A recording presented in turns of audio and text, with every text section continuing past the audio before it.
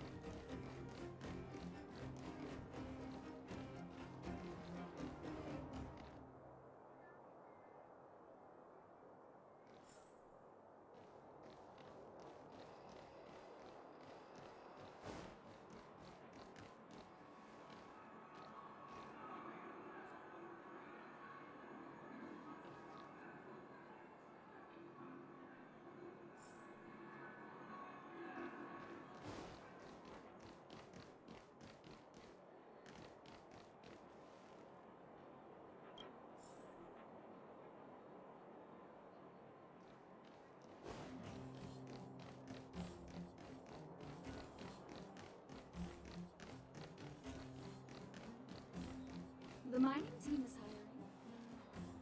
Clocking off, finally.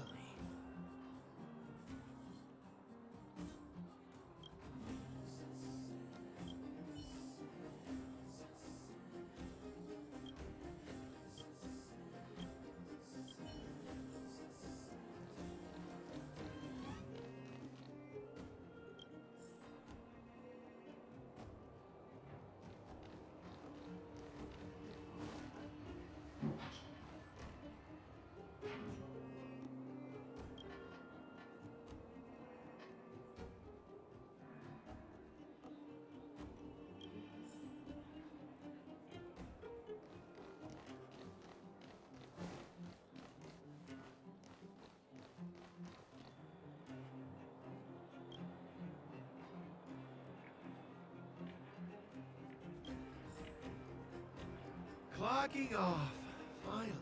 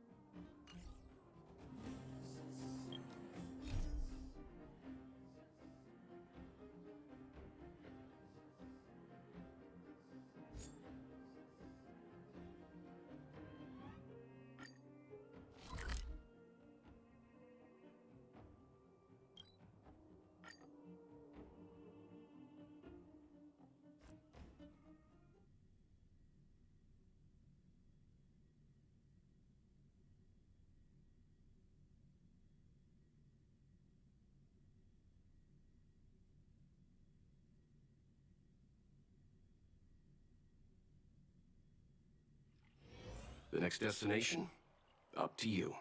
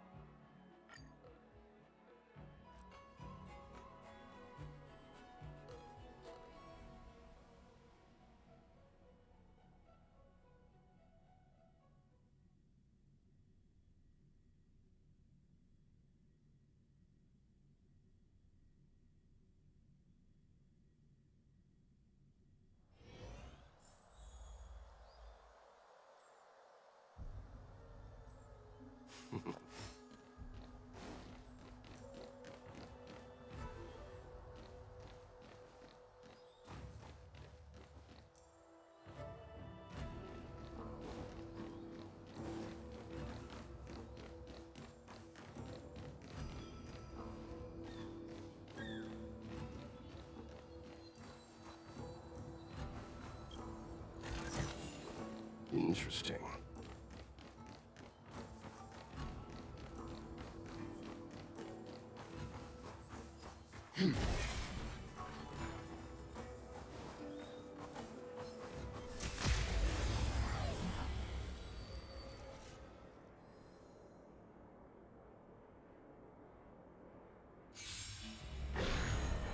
Pretty good crowd today.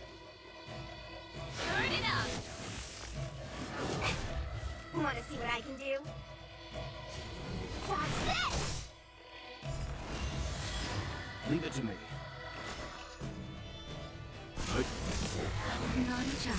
You know nothing of the survive or be destroyed. There is no other choice. Time for the main event. Keep up!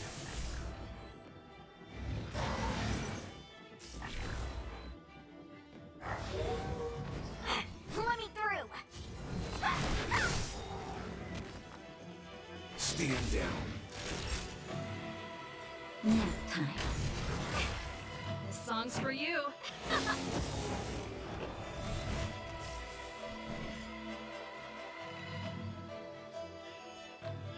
Take this! Rise, Venus!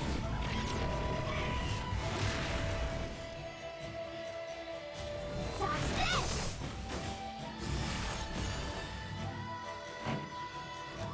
Turn it up! Let's begin. Time for a shot. Ready to lose yourself? You can fight it, or rock with it!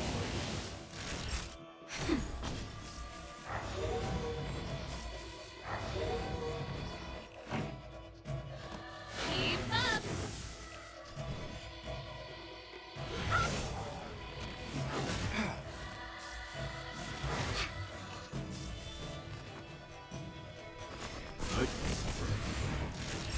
Nap time.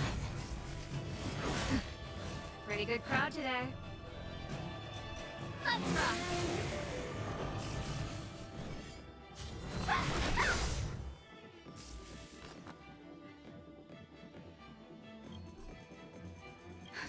Just in time. Just a little something.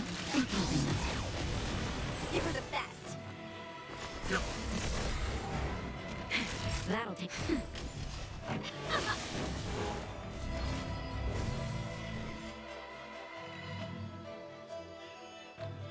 You know nothing of survive or be destroyed.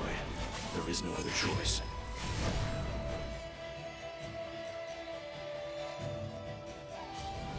Watch this!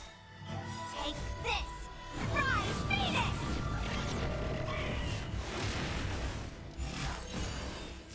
No more playing nice. This song's for you. Let's rock.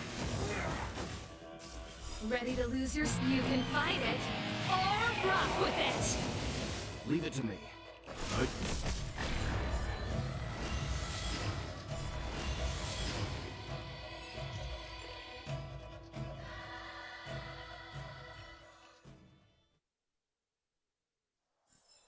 The galaxy is vast beyond compare.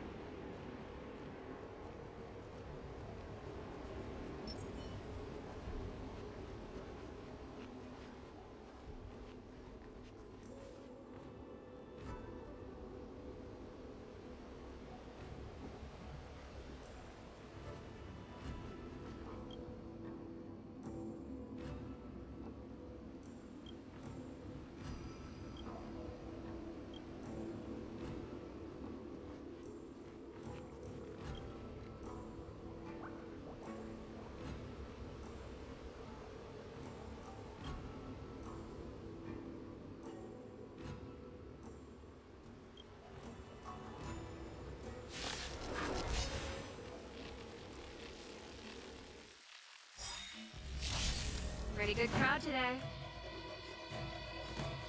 Keep up!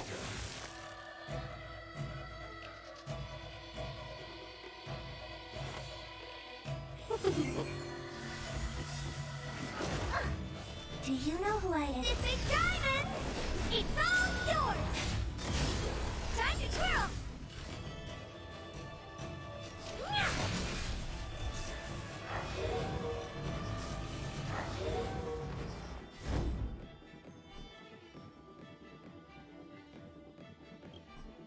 This song's for Lance you. ablaze. Lance! Forward! Time to twirl!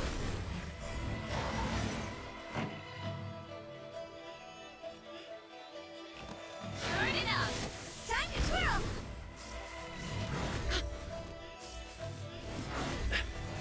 Seize the moment!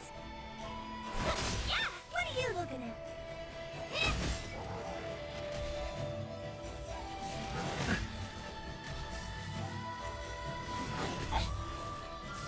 I'm on guard.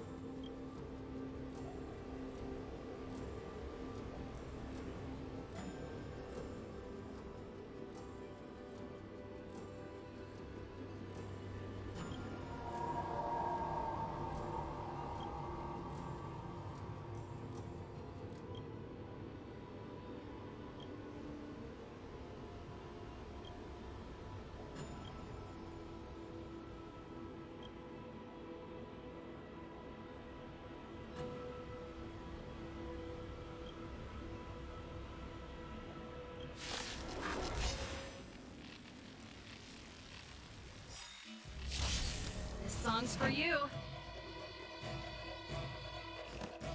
Keep up!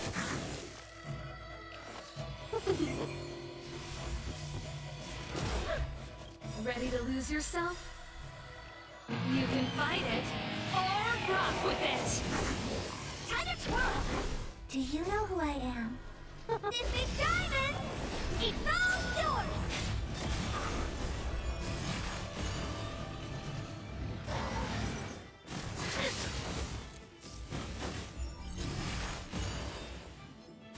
I won't break.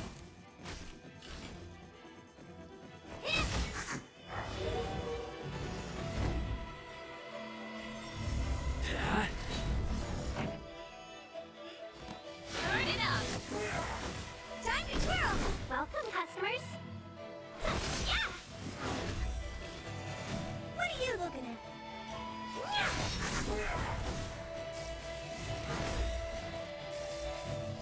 Lance ablaze. Lance! Forward!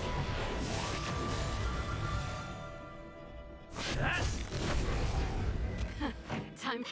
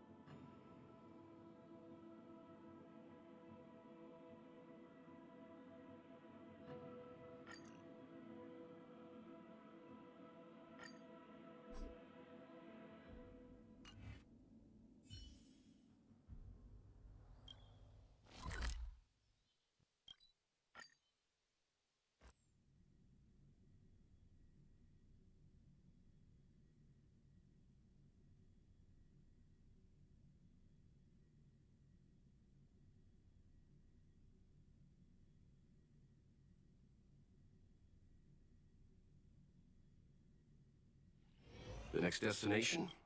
Up to you.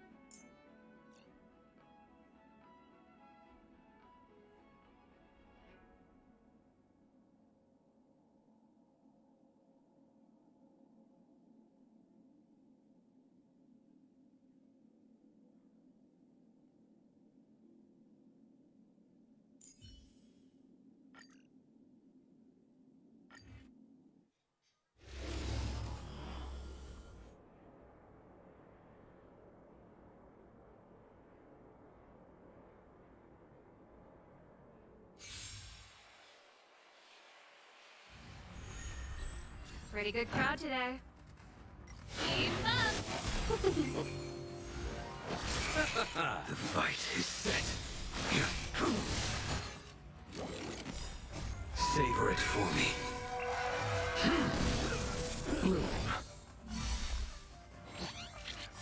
The dead return!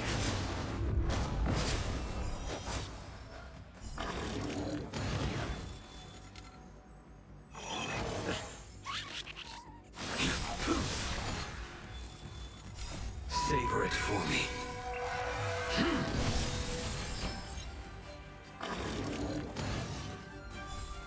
Fail to stand you. The dead return! Savor it for me.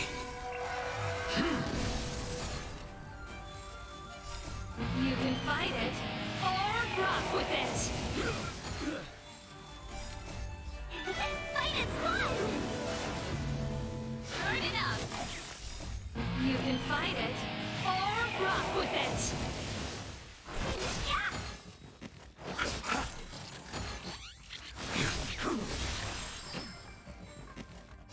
The dead return! Savor it for me.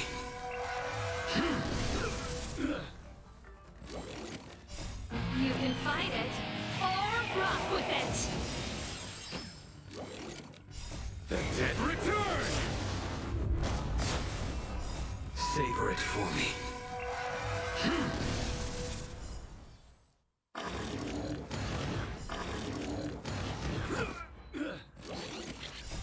You can fight it, or rock with it! Fight is fun! Keep up! You can fight it, or rock with it!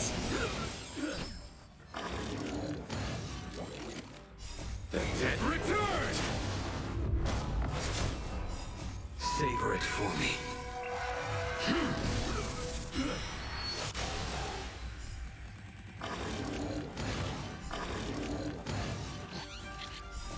You can fight it, or rock with it! Fight is fun! Savor it for me.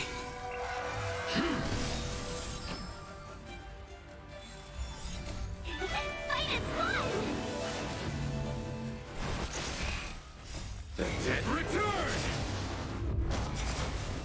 Savor it for me. You can fight it, or rock with it! Your end approaches. Fail to stand you.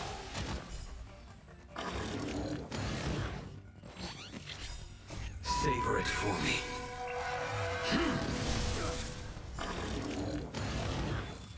Turn it up! The dead return! Savor it for me. You can fight it, or rock with it!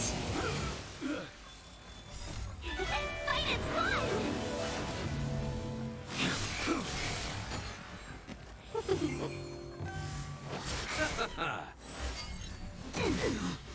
Savor it for me.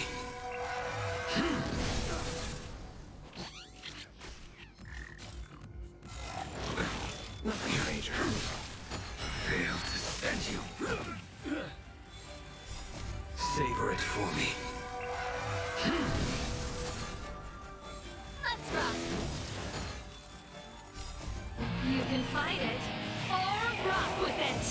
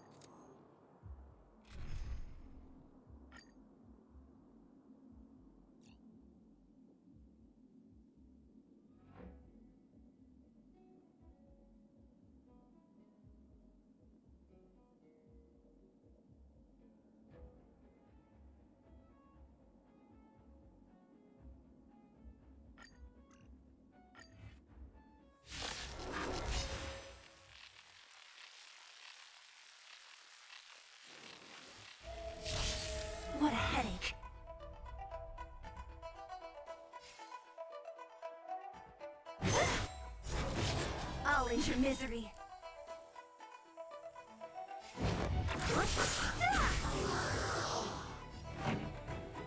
Keep up! Don't your hands hurt? Ready to lose yourself? You can fight it, or rock with it!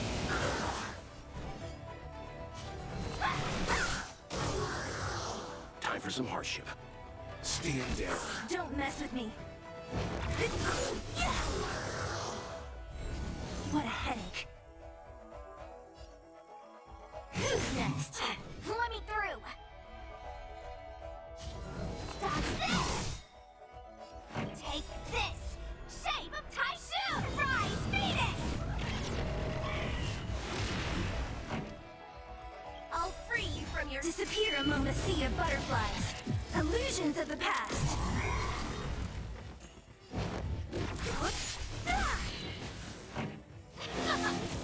Want to see what I can do?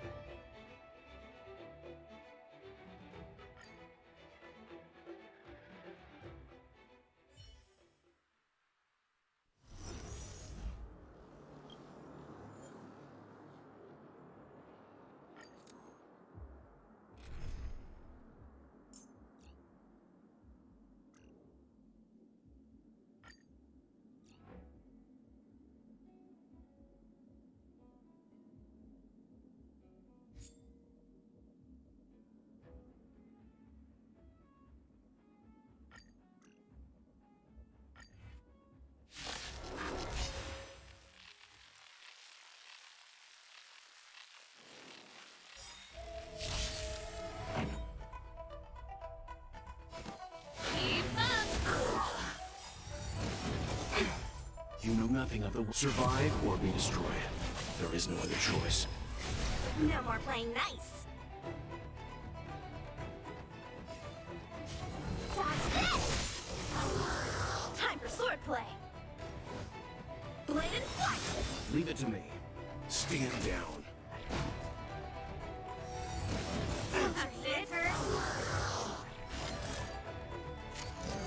Pretty good crowd today.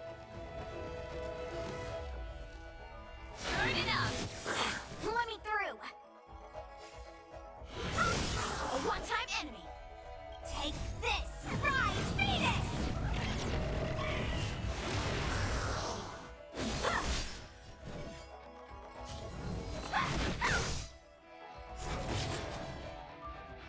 Want to see what I can do? Dodge this! This song's for you. Ready to lose yourself? You can fight it, or rock with it! Ow! Strike apart!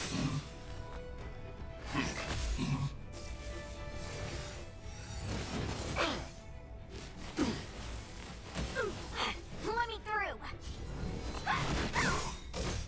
Take this! Surprise, Venus!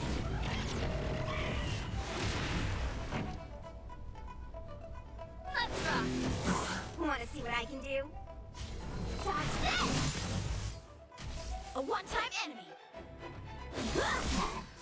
Let's begin. You know nothing of the survive or be destroyed. There is no other choice.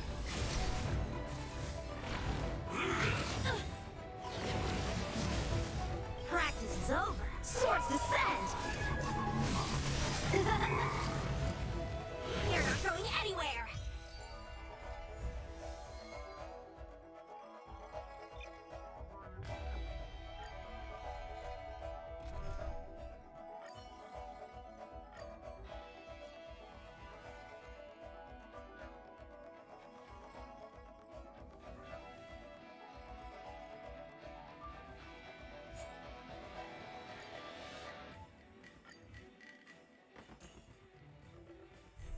Pretty good crowd today. Turn it up! fight it or rock with it.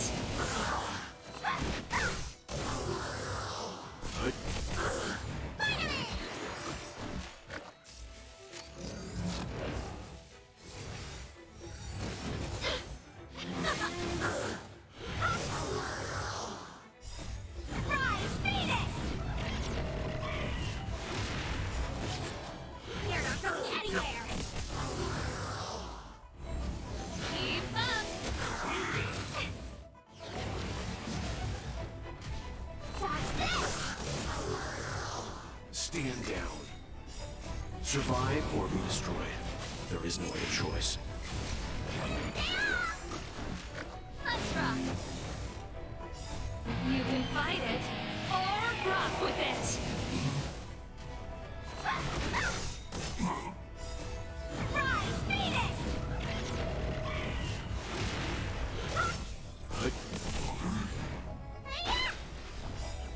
What's in your prescription? That won't stop me. Watch this!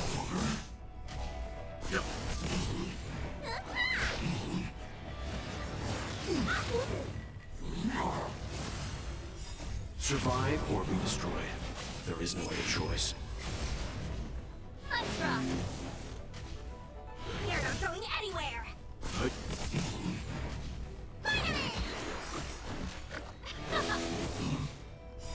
You can fight it or rock with it.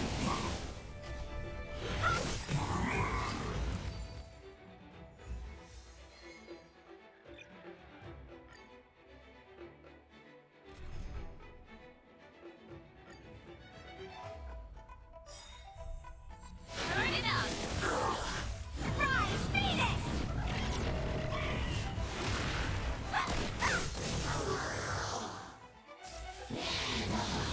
You bully! That's it.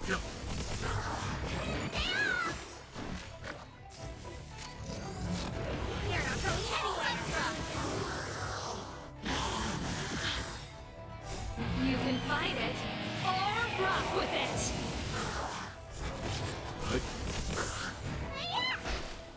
Watch this! Rise, Phoenix!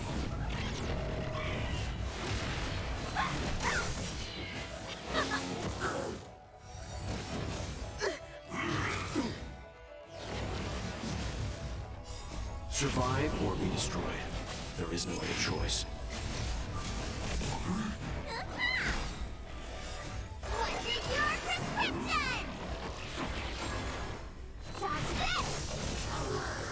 Let's rock.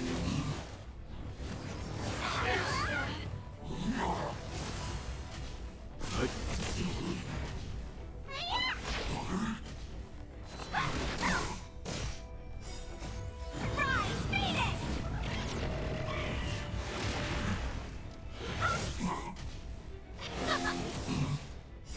You can fight it or rock with it.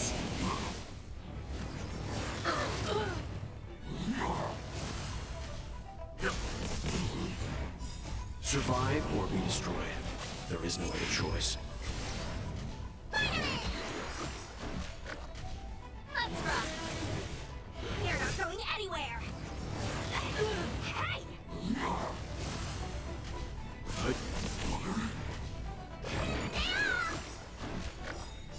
What's in your prescription?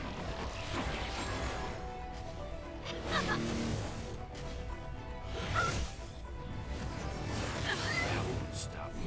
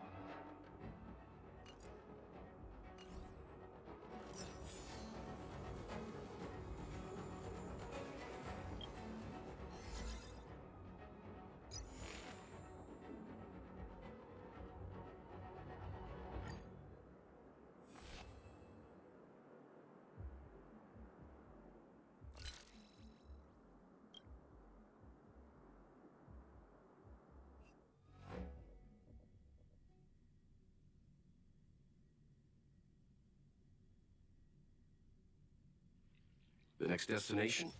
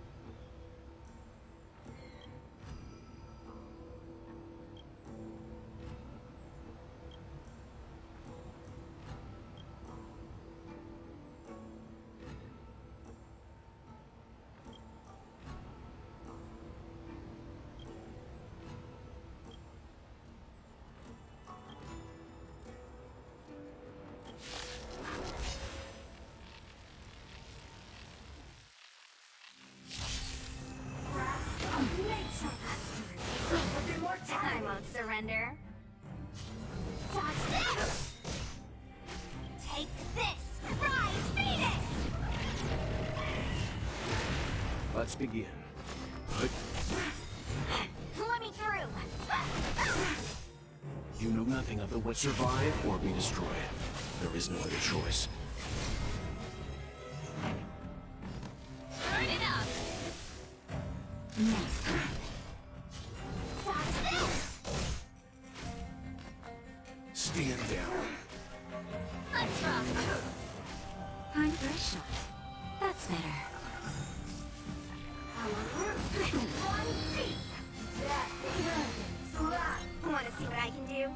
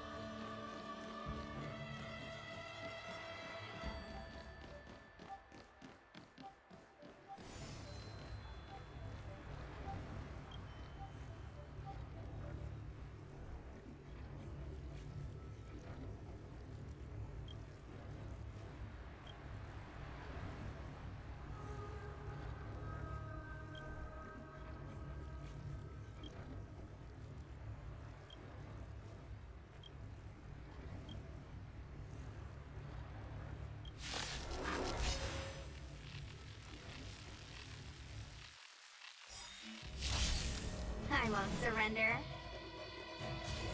Dodge this! Take this! Shape of Taishu! Rise, Venus!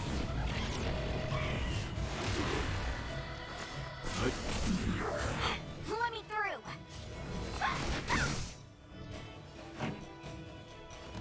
Keep up! Ready to lose yourself? You can fight it, or rock with it! Nap time.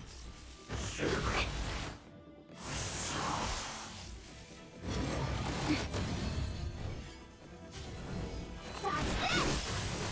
Time for some hardship. Turn it up!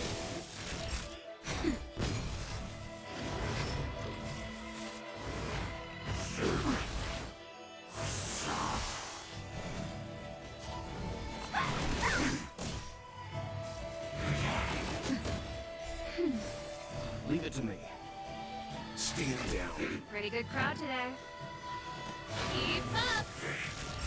Nap time. Want to see what I can do? Dodge this!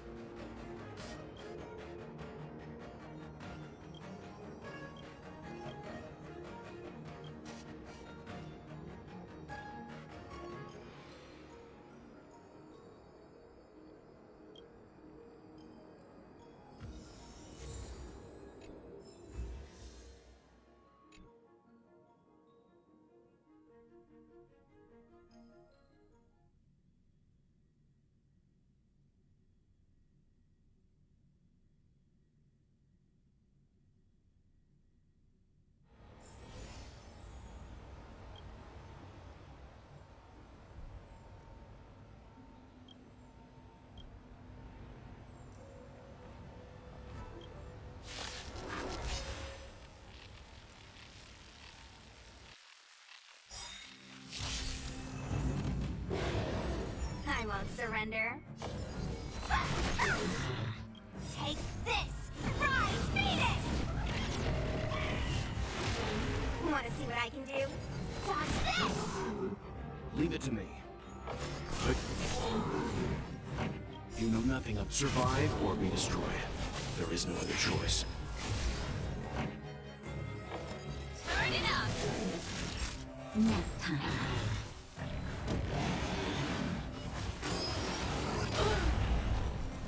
Ready to lose yourself? You can fight it, or rock with it!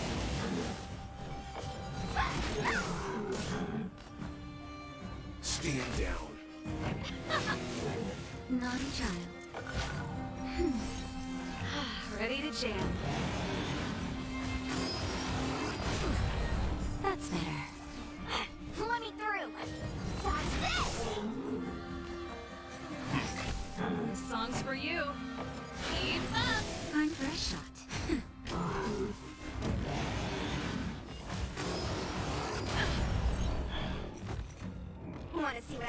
you. Take this! Rise, Venus!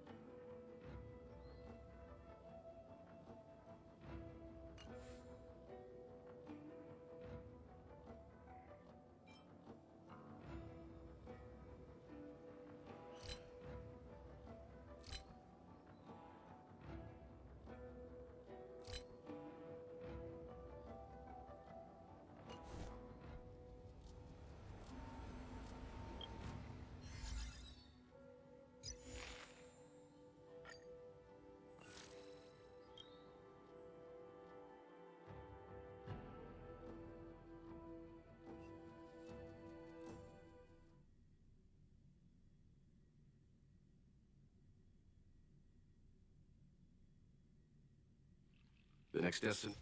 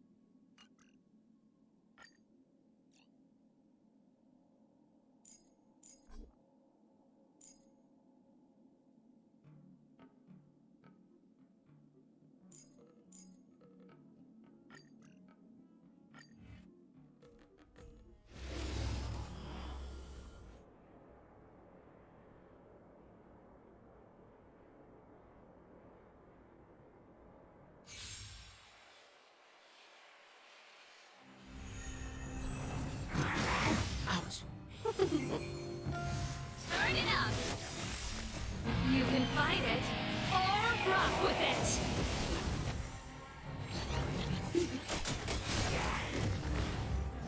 Stand down. To betray my customers, I charge extra.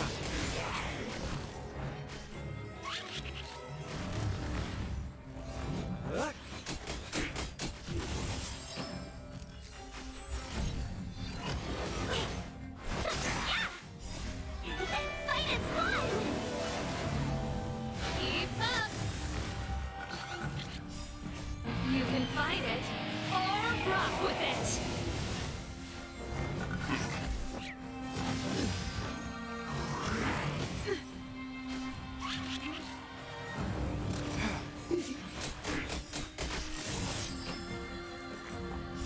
To betray my customers, I charge extra.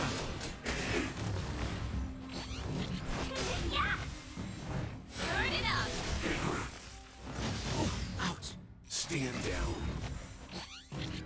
Survive or be destroyed. There is no other choice.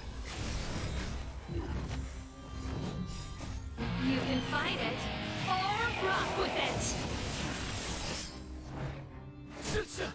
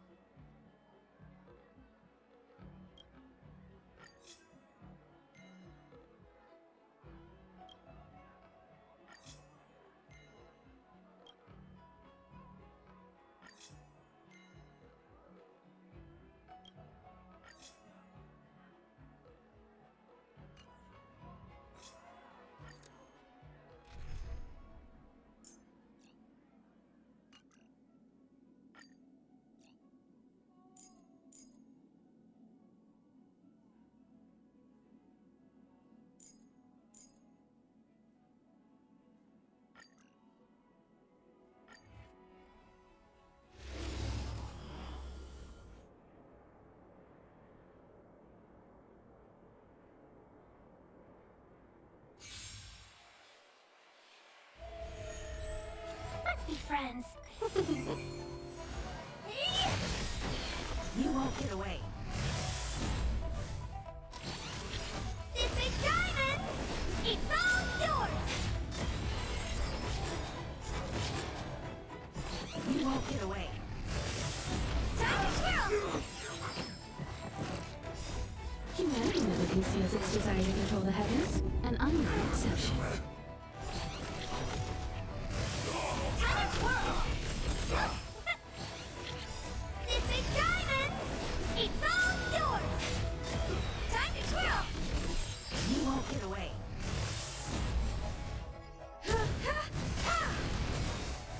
Time to swirl!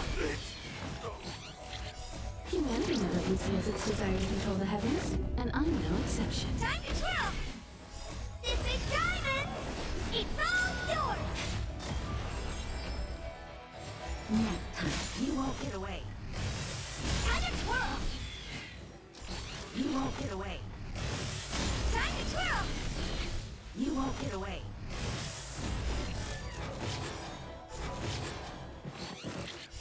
This big diamond, it's all yours! Time to swirl! Fight is fun!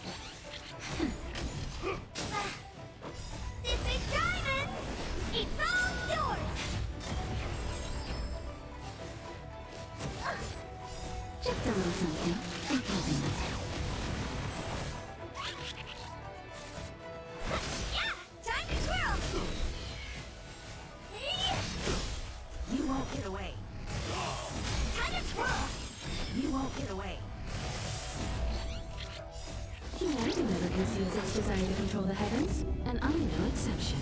This big diamond, it's all yours! Time to twirl! Nap time.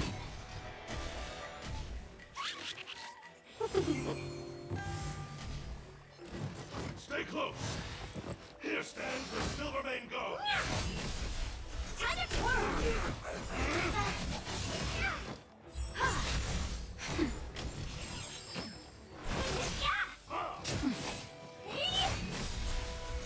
This big diamond, it's all yours!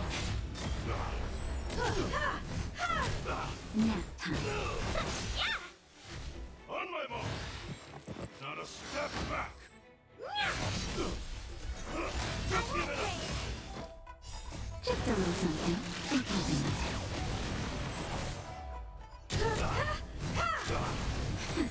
You won't get away. Time to twirl! Humanity never conceals its desire to control the heavens, and I'm no exception. Fight is fun! This big diamond, it's all yours! You won't get away. Time to twirl! This big diamond, it's all yours! You won't get away. Time to twirl! You won't get away.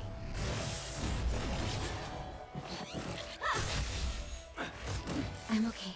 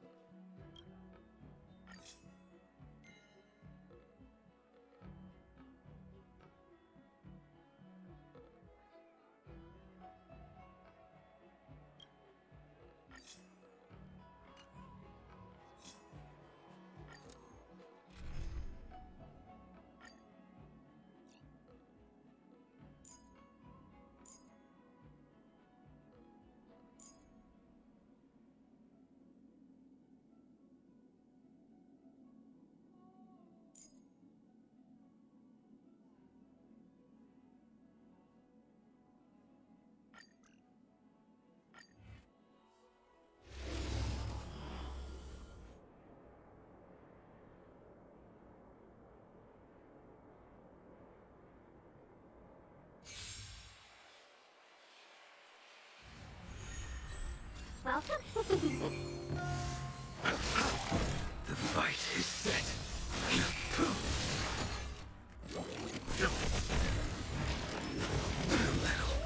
Receive divinity.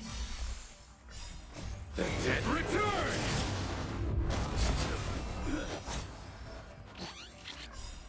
Savor it for me.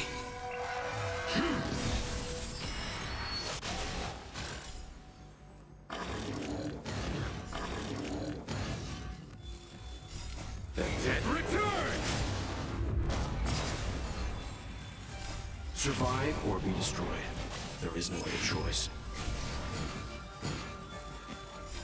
Savor it for me.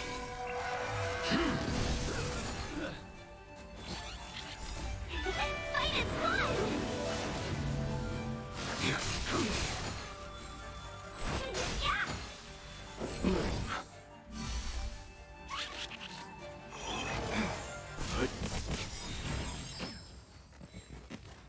The dead return!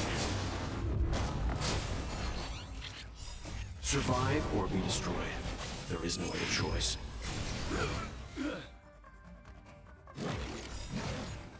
Savor it for me.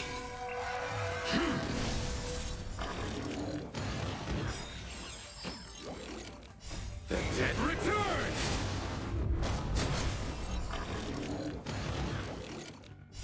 Survive or be destroyed. There is no other choice.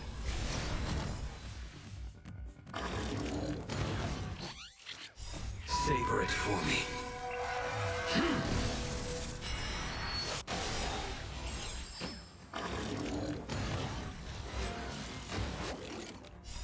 The dead return! Fight is fun! Survive or be destroyed. There is no other choice.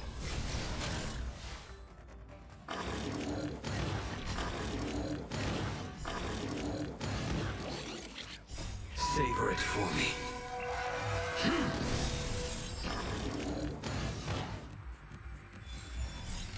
Savor it for me.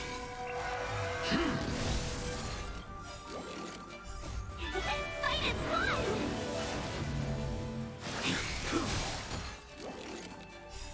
The dead return! Survive or be destroyed. There is no other choice.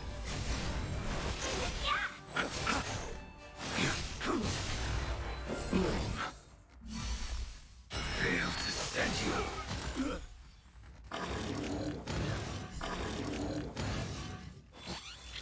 Savor it for me.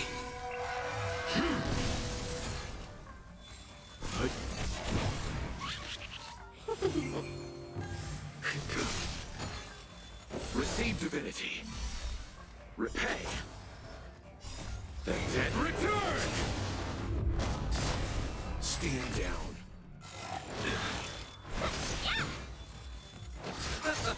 Your end approaches. Bloom. Fail to stand you.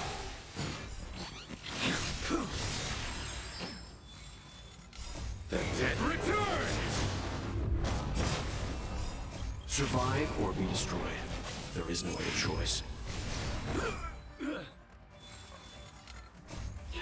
Fight is fun! Savor it for me.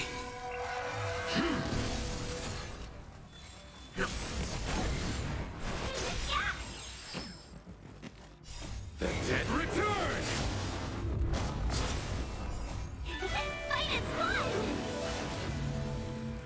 Survive or be destroyed. There is no other choice. Savor it for me.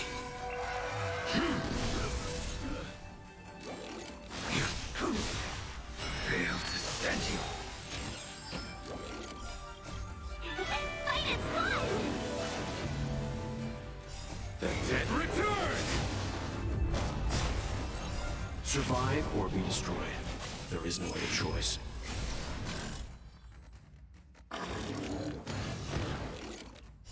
Savor it for me.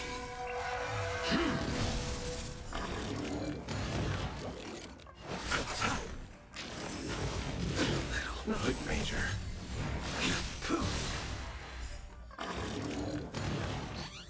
Fail to stand you.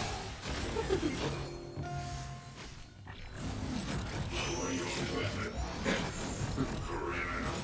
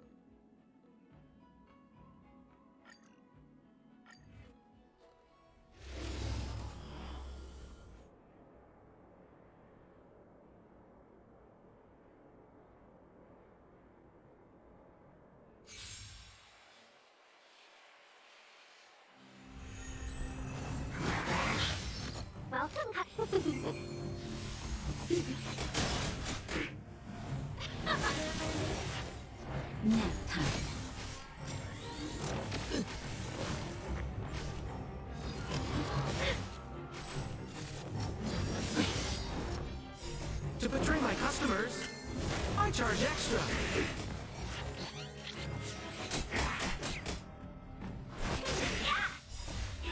Fight is fun! You can fight it or rock with it. That's better.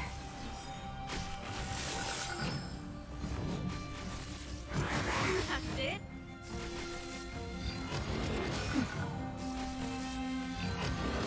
I'm okay.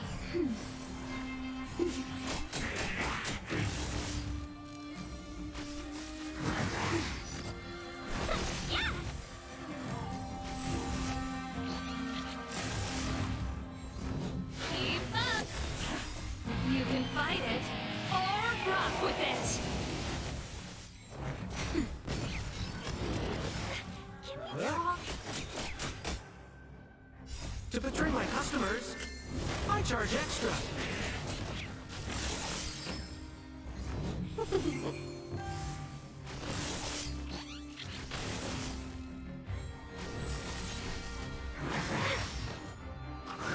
You paid for that. Just a little something. Think nothing of it. Nap time.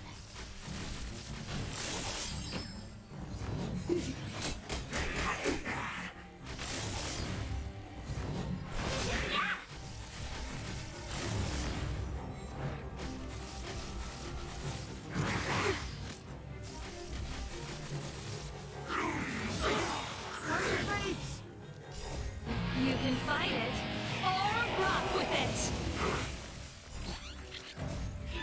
Fight is fun!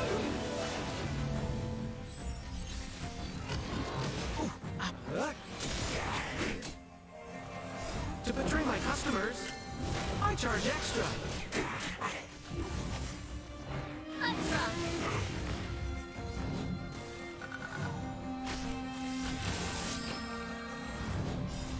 You can fight it or rock with it.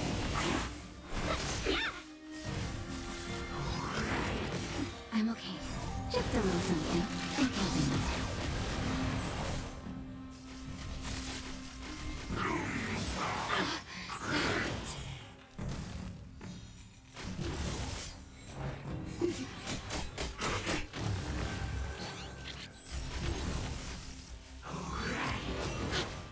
Turn it up. That's better.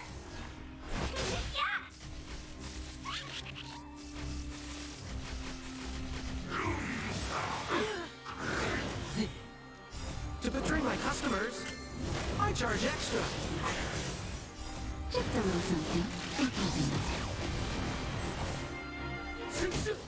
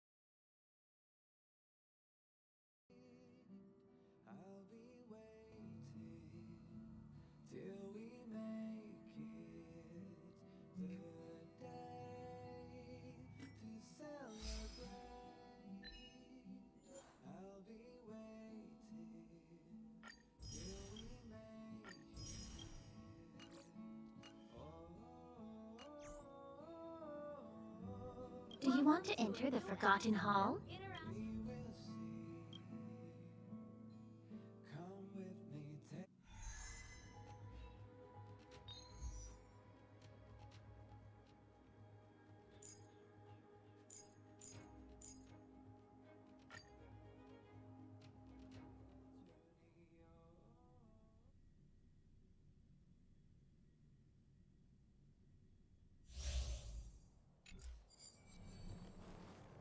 Quick, let's make a sneak attack. Stay. Yeah!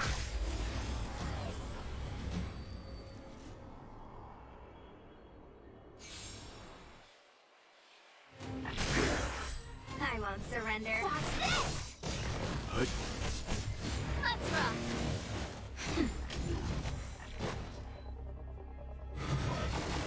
I'm okay.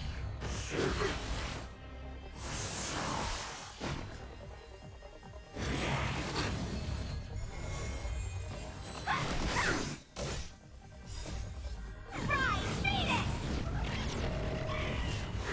Watch this! Survive or be destroyed. There is no other choice. Start it up! You can fight it, or rock with it! Nap time.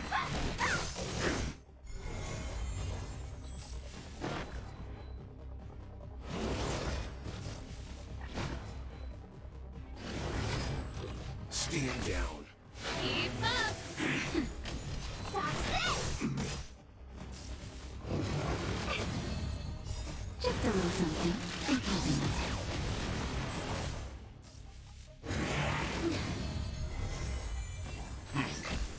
Start it up! Nap time. Surprise! Phoenix!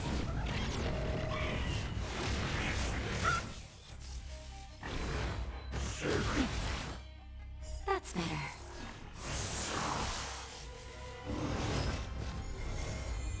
Stand down. I'm fine. Watch this! Hut.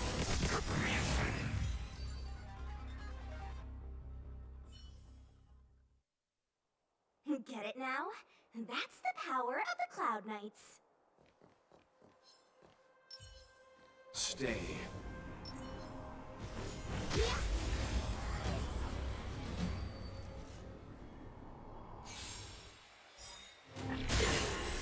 I won't surrender.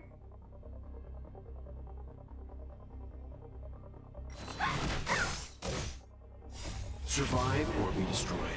There is no other choice. Let's rock! You can fight it, or rock with it! The redemption. Prayers won't help you. Watch this! Don't your hands hurt? Surprise! Phoenix! You're not going anywhere! For your sins. That's better. Just a little something. I'm helping you.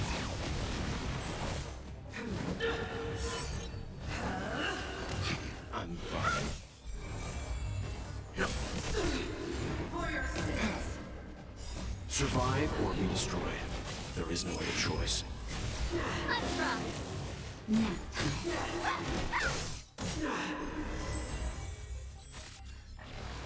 Prayers won't help you. Execute the judgment. Hut. I'm fine. For your sins. That's better. You're not going anywhere! Surprise! Phoenix! I've lost my way.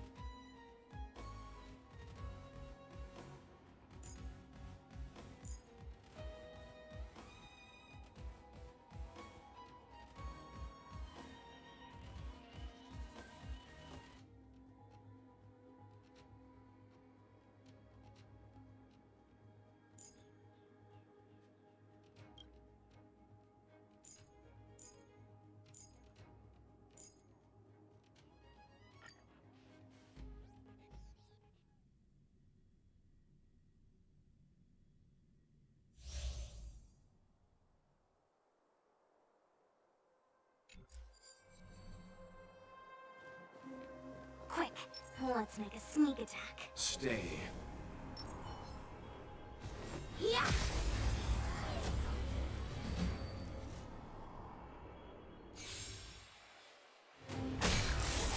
No more playing nice.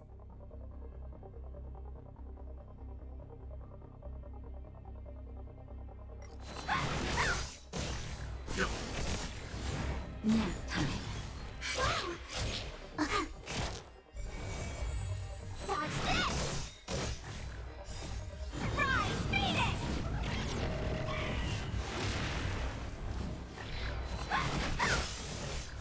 Stand down. Survive or be destroyed. There is no other choice. My turn.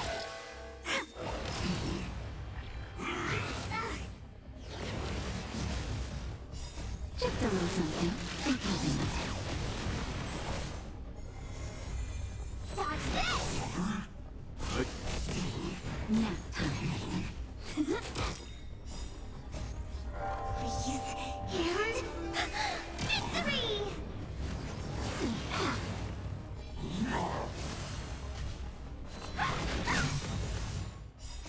Rise, Phoenix! Dodge this!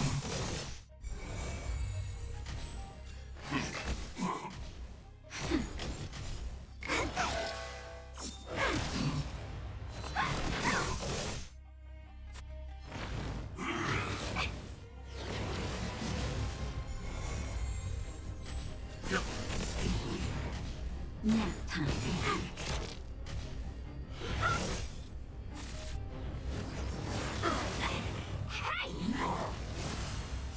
Survive or be destroyed.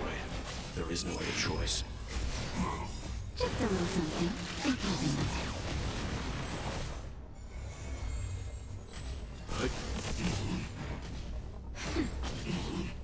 Dodge this!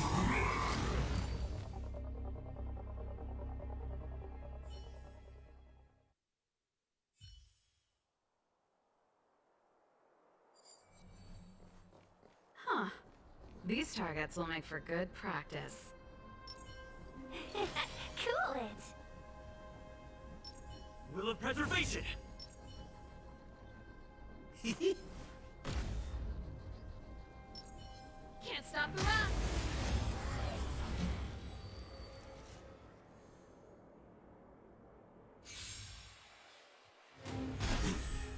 Seize the moment! Fight is one! You can fight it, or rock with it!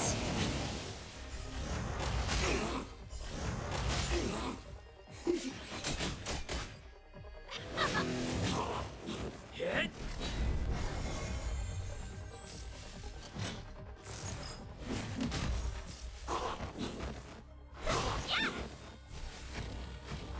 Yeah! Yeah!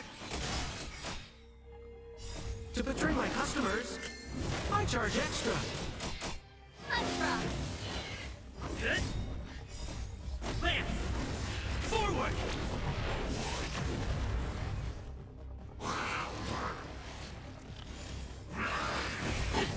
Hey! Watch the face! You can fight it, or rock with it! Not bad. More business, eh?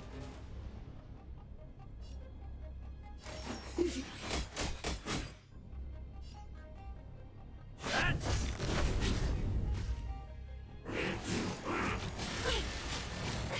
we talk?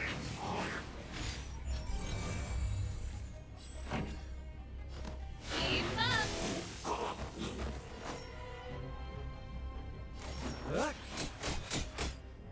Welcome, customers!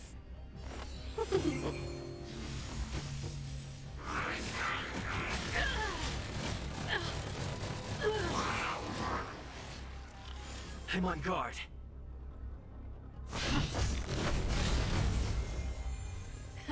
Time for the main event. Start it up!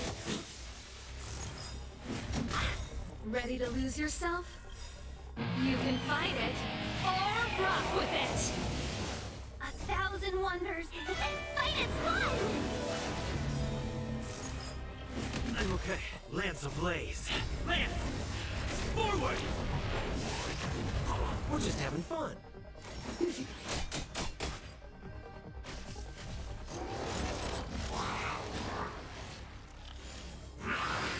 That's great. Hey, Hawk! Watch the face!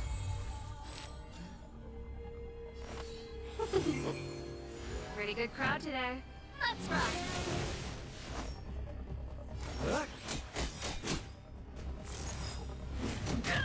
What are you waiting for?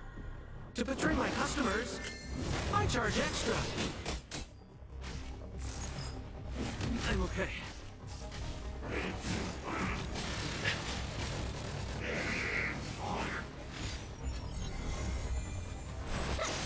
Hit. Xianzhou.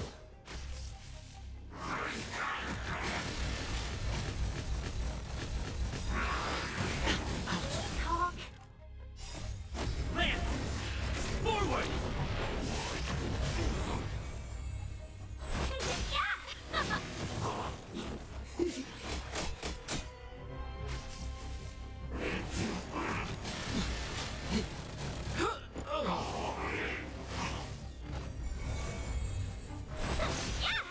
Yes!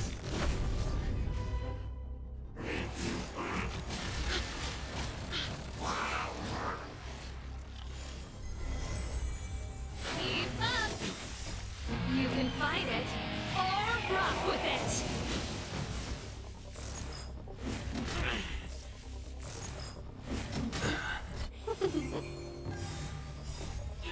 Fight is fun!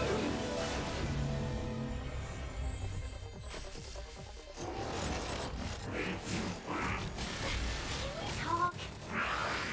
That's it. Talk. Let's rock.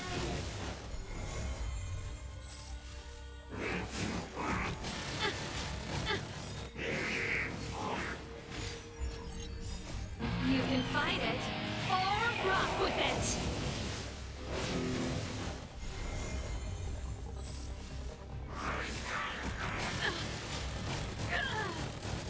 The show must go on.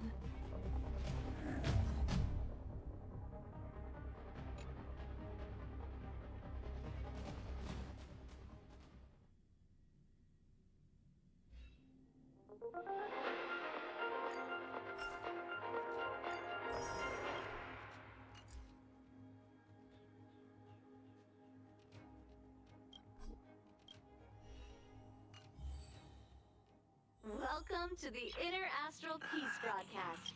Good.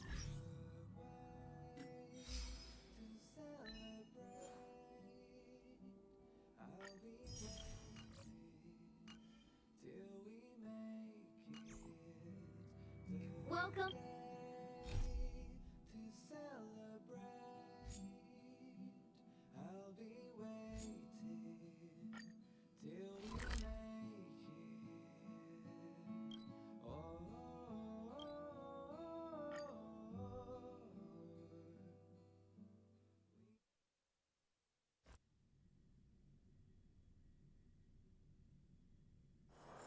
The next destination?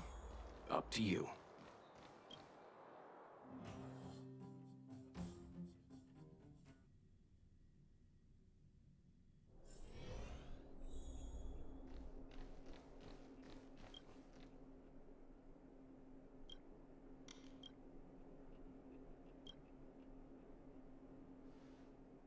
You came at a good time. There is something you can help me with. According to my patient records, there are a few that haven't come for their follow-up visits. It happens from time to time, but never as regularly as this. I'm a bit concerned. Have you heard of the Complex Illness Mutual Aid Society?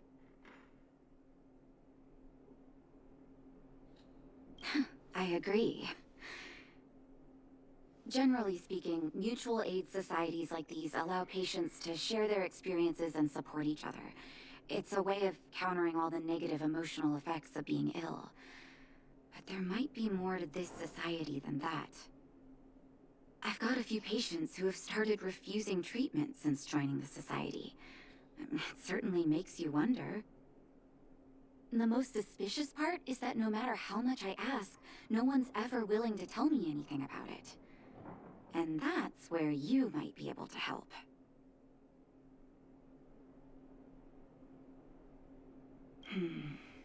Pretend to be a patient.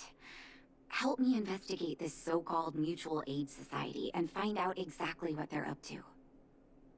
If I find out they're preventing me from doing my job, or if they're bringing harm to my patients, I won't just sit on the sidelines. Can I entrust you with this task?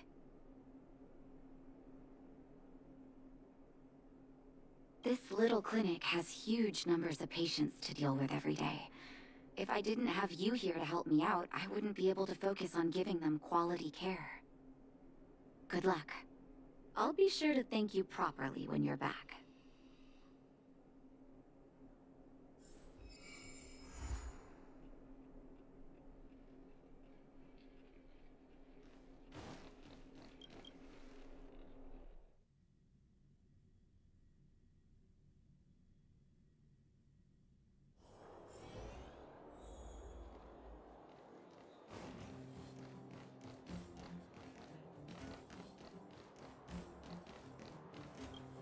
You. I've seen you in the clinic. You run errands for Natasha, right?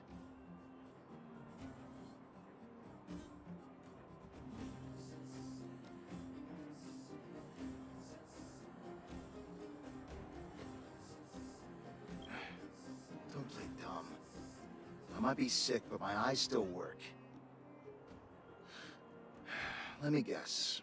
Natasha wants you to persuade me to go back for a follow-up visit, right? What's the use? I'm terminal. Life will be over before I know it.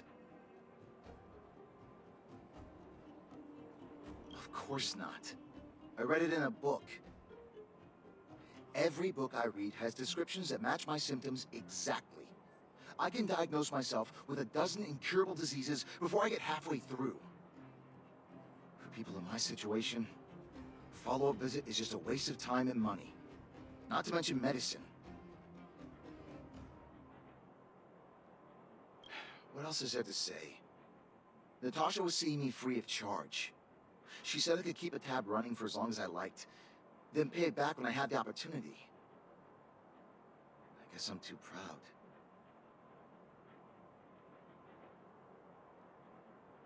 You think I need you to tell me? Don't try and persuade me. I've already thought this through. Dr. Vash never charged me anything either. Natasha's great, but Vash was always my number one. Natasha's brother? They both used to practice medicine back in Rivertown. I heard he was a top student from the Overall Medical Academy. Bellabog's main hospital wanted him. I have no idea what convinced him to set up down here. A kind heart, maybe.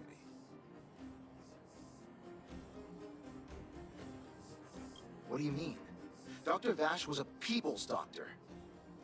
He handed out free medicine. He even followed up with detailed questions on how we felt.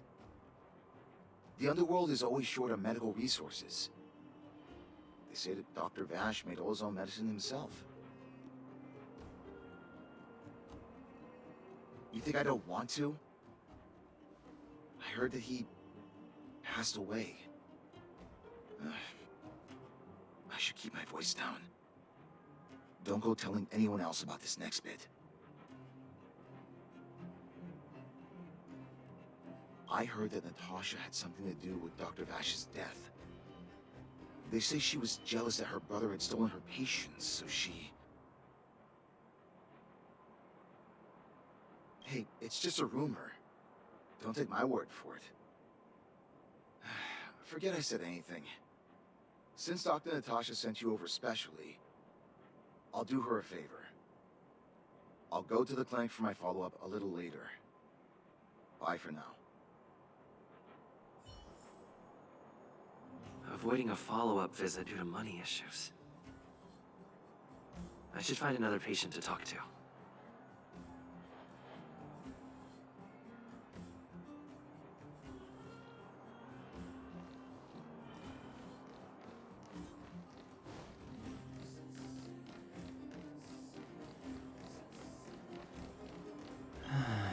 was that? Oh, you'll have to be louder. My ears aren't what they used to be. Oh, everything's muffled. Ah! A follow-up visit. Is that what you're asking about? Natasha's a wonderful girl. She always gives me a thorough checkup. But at this age, it's rather a lot to bear. Well, even if they could cure me. I'm sure I wouldn't be around for long. No, I don't want to waste anyone's time.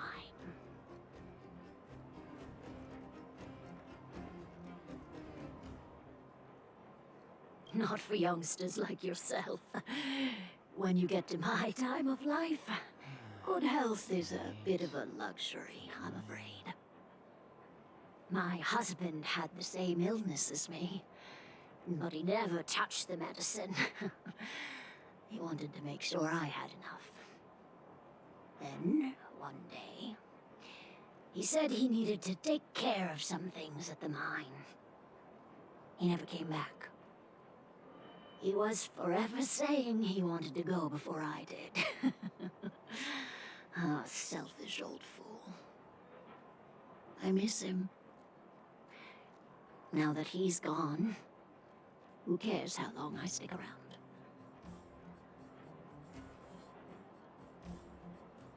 You don't give up easily, do you? Still, you're full of kind words. Okay, you win. It's off for another follow-up visit with Dr. Natasha, I suppose. Did you want to say something else? My ears are terrible.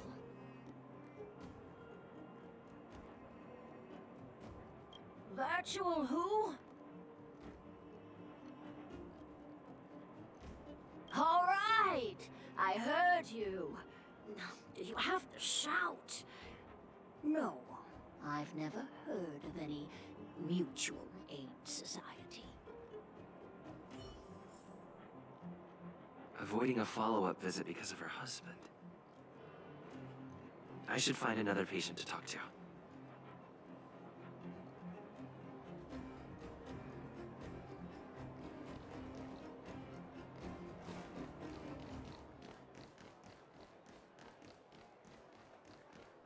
Why haven't I gone for my follow-up visit?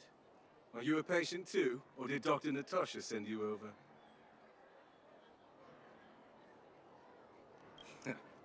You should head on back then. Thank Dr. Natasha for her concern.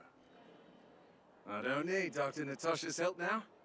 Tell her to save her worries and medicine for other people. Huh. So you had a dispute with her. She's the only kind-hearted doctor in the underworld. I just don't really approve of her methods, that's all. Too idealistic, no real efficacy. She tries to save everyone, which means she can't save anyone. In the end, it's the patients who suffer, and she just tires herself out. Miners like me don't have time for lengthy treatments. If I can't take something and get right back to work, I may as well lie down and wait for death to come knocking. Did you, know Dr. Vash? His wonder medicine is cheap, and the results are immediate. You just need to, be willing to, take a little risk. Dr. Vash's medicine is different. Lots of people make a full recovery after taking it, but some get worse, and the unlucky ones check out early. Even knowing the risk, most people fight tooth and nail to get hold of the medicine. You know why?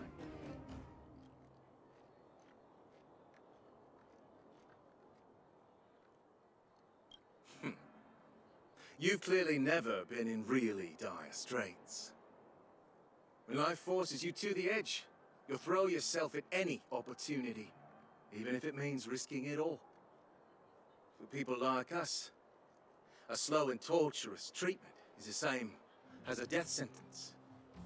If it's between that and a quick result, we'll take the latter. Forget it. Why am I telling you all this? Dr. Vash is dead anyway.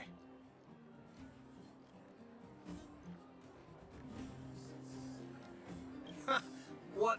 Now you're interested in the wonder medicine? Listen up. The Complex Illness Mutual Aid Society is still selling that medicine. I can tell you where they trade, but there's a rule. You must not tell any of this to Dr. Natasha, you hear? If you break the rule, you'll face the consequences.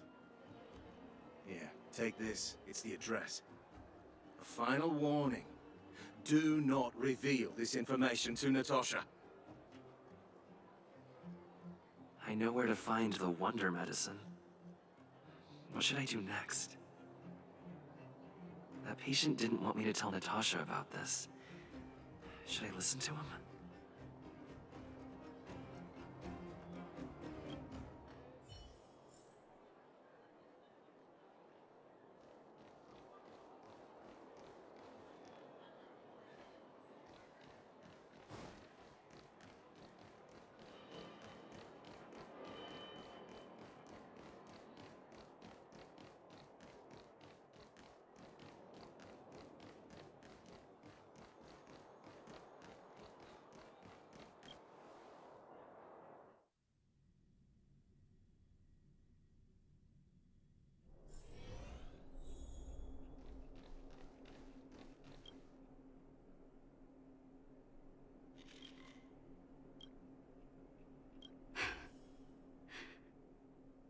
So the Mutual Aid Society found Vash's research results, and now they're selling this so-called wonder medicine to patients?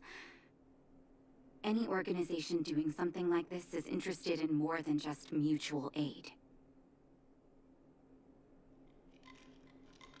I'm not surprised. They'll know that I'm completely against them using this wonder medicine. What Vash left behind is nothing more than reagents and experimental byproducts. The word medicine doesn't apply here. I warned the patients countless times, but seems like they had their heads in the sand all along. No wonder they kept the Mutual Aid Society a secret from me. Thank you.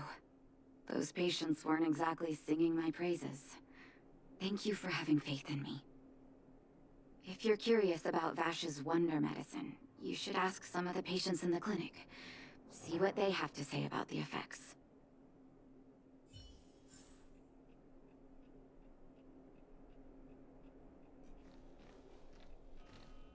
Some people say that Dr. Vash was a saint who came from the overworld to help those in need.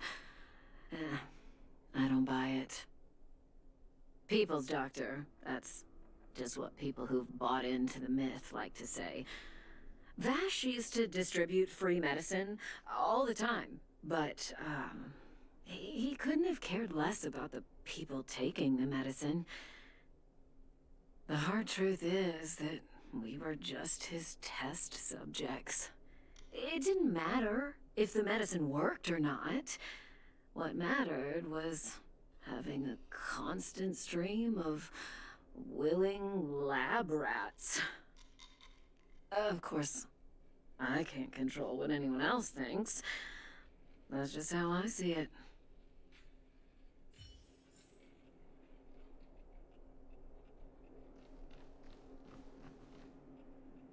The medicine Vash left behind? That stuff... Can you even call it medicine?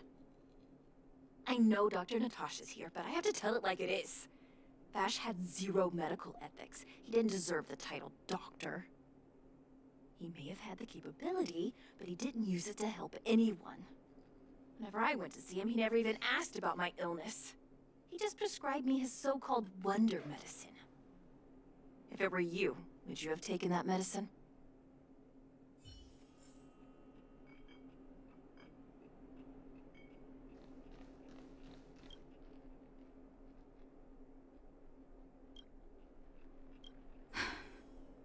I still haven't worked out how to convey it to you.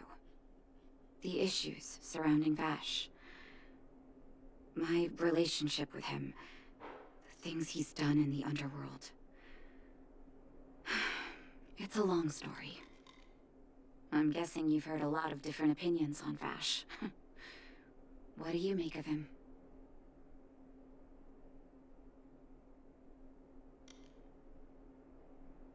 I want you to go and visit another patient, a victim of the Wonder Medicine. I want you to see the real consequences of abusing that medicine. Once you've understood her situation, come back and tell me what you think. After that, I want to ask for your help again.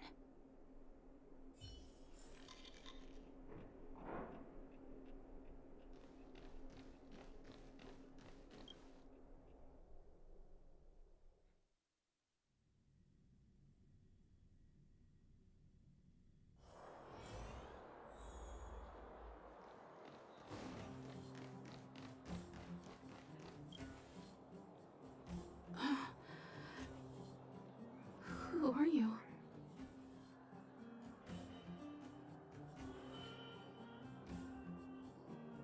Who? And who am I?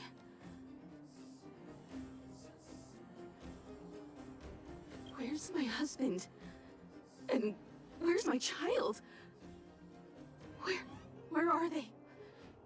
You know where they are, right?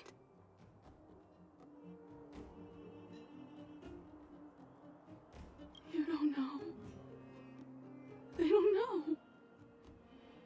Nobody knows. Where? Where did they go?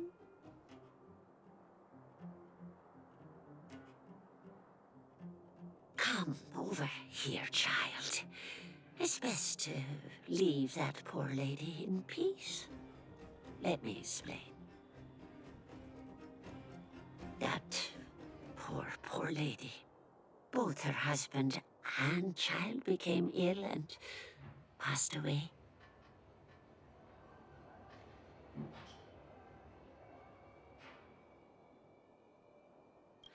Oh, well, not terribly serious, but they needed to get treatment every now and then, which did impact their livelihood.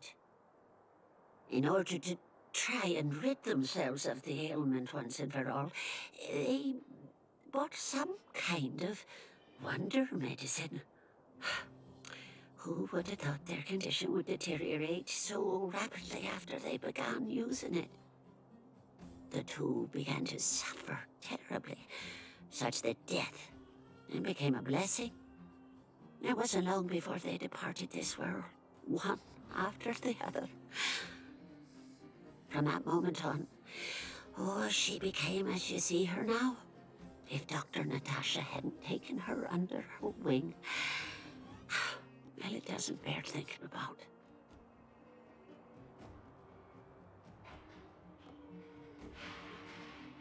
And yet, what more could have been done? They were warned about the medicine. They were told about the risks. They chose to roll the dice. Talking about it tires me out. At least my husband and I are able to help her where we can. I just hope that one day she can lead a normal life again.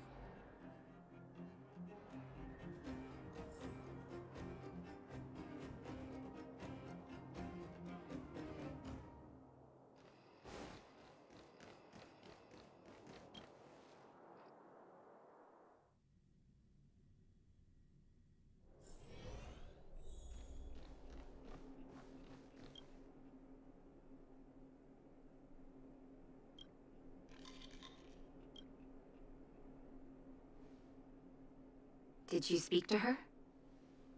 By the look on your face, I'm assuming you've come to understand the Wonder Medicine all too well.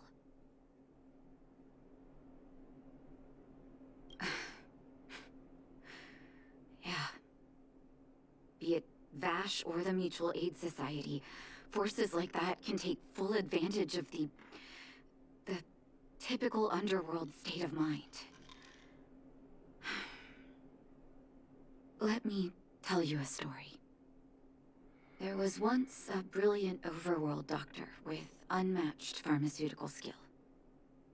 The doctor was set on developing a medicine that would steel the human body against the cold. He named his research project Blizzard Immunity. But his research met with obstruction time and time again, the biggest factor being a lack of test subjects. Tampering with the human immune system carries huge risk, and nobody in the overworld was willing to submit themselves to such experiments. As such, the doctor got in touch with his sister in the underworld, claiming that he wanted to support the medical effort below ground. Naturally, his sister was overjoyed. After all, as far as medicine was concerned, her brother had always been the standard she'd strive to attain. She brought her brother underground and entrusted him with her clinic and laboratory. I think you know what comes next.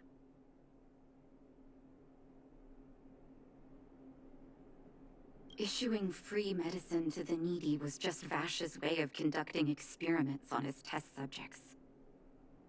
On some level, his reagents were able to alleviate the patient's suffering, but nothing more. They would forget their pain for a while and neglect their regular treatment plans. The result? Patients with mild illness would attribute their recovery to the so-called wonder medicine, while patients with serious illness would quickly deteriorate, and sometimes die. I cannot accept that their fate was simply the result of misfortune or risk. No true doctor would accept that. That's why I want you to help me recover all the wonder medicine. Are you willing to take on this assignment? Thank you. This will be hard for the people that have come to rely on the wonder medicine, but it's up to us to remove this false hope. You mustn't hesitate. Recover every last reagent that Vash left behind. I'll take responsibility for the consequences. Don't worry about that. Go. I'll be waiting for the good news.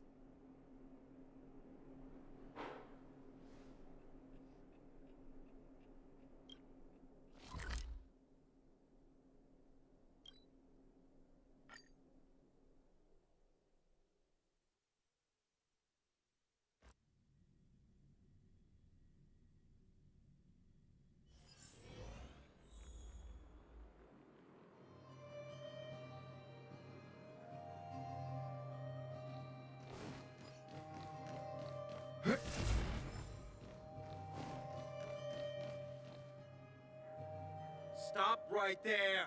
No one's allowed up ahead!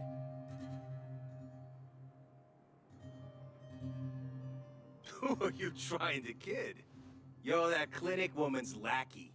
Did you think the Mutual Aid Society didn't have its own intel?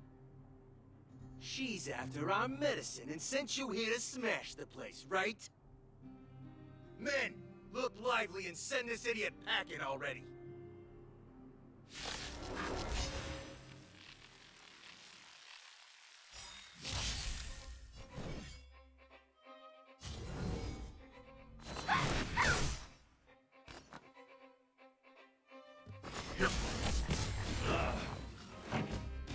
Turn it up!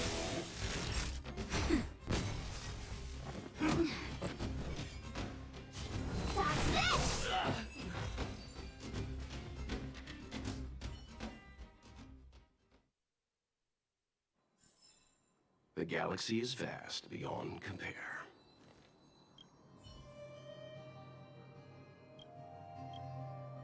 Well, look who we have here. Your reputation precedes you, outsider. I didn't take you for a bandit and a thief. Oh, just passing through. And our guards decided to just beat themselves into submission, I suppose.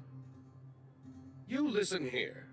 I'm the president of the Complex Illness Mutual Aid Society.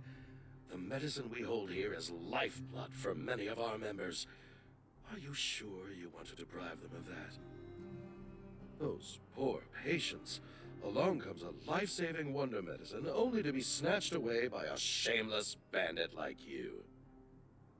The underworld is full of sickness. What would happen if we left it all to that clinic to treat? My mutual aid society has relieved that doctor of patients at the end of the road. Shouldn't she be thanking me?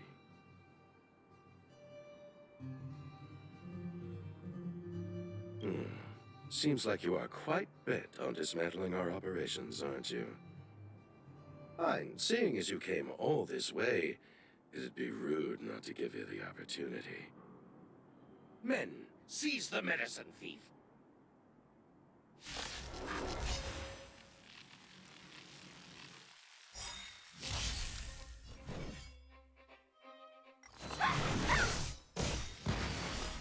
You can fight it, or rock with it! Rise, Venus! Watch this!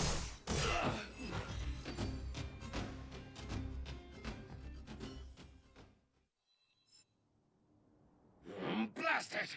What did we ever do to you? Why are you taking away our moneymaker? Moneymaker? So you admit it then? You're not in this to save lives, you're in it to get rich. What are you doing here? Oh, as if we didn't have enough trouble already. Selling fake medicine with false kindness. You should have expected trouble to find you sooner or later. I have a responsibility to protect the well-being of my patients. Or to put it another way, I must eradicate any and all threats to them. You can't save everyone. The underworld is teeming with sickness. How could you possibly pull it off? You're right. I can't save everyone alone. But if I must, I would sacrifice food and sleep to treat them. The debt that Vash owes to the underworld rests with me. All I can do is help everyone to the best of my ability. To the very end. So stubborn. In that sense, you're no different from your crazy brother. I'll take that as a compliment. Thank you. Your actions today have saved many underworld families. I'll find a way to dispose of Vash's leftover reagents. Next time the Mutual Aid Society wants to whip up a quack cure, they'll be out of luck. Let's go back to town. I still owe those patients an explanation.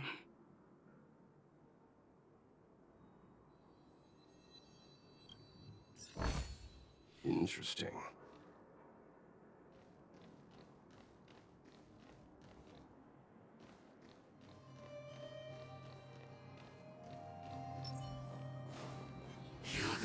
Yeah!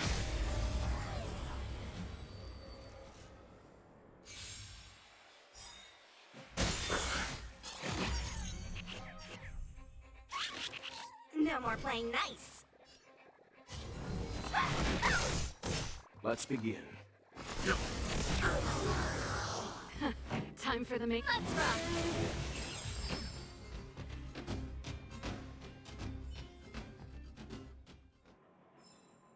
Get it now? That's the power of the Cloud Knights.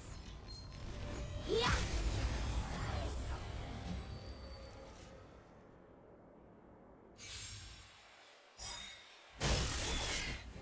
Let me through! Dodge this! Wanna see what I can do?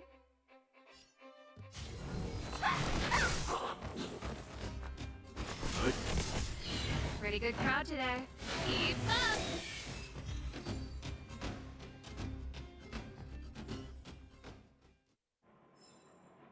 Get it now? That's the power of the Cloud Knights.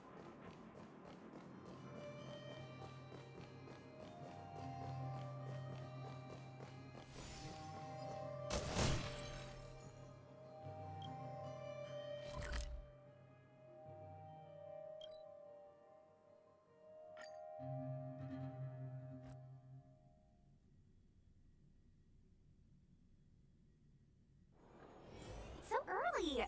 Let's look around.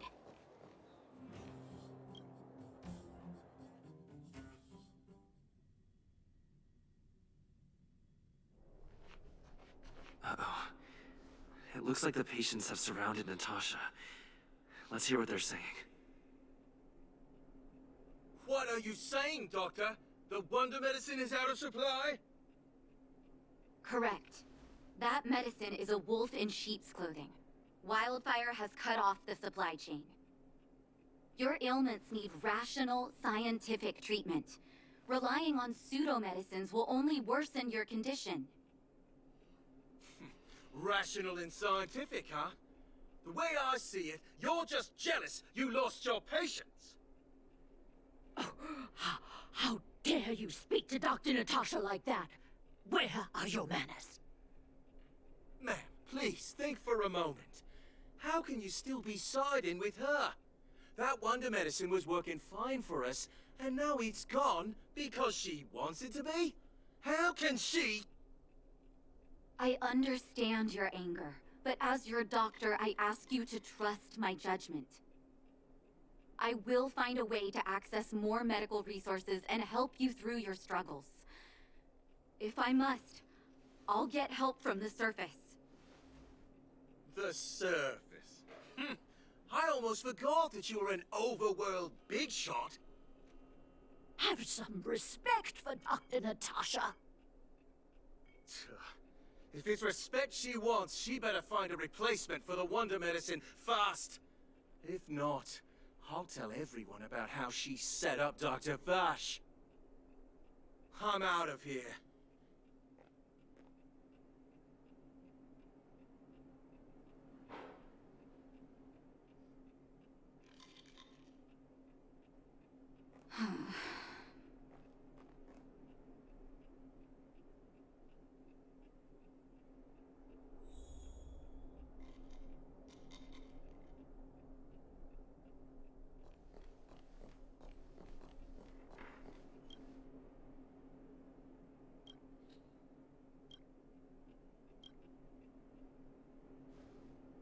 Oh, you're here. I apologize. That must have made for uncomfortable viewing.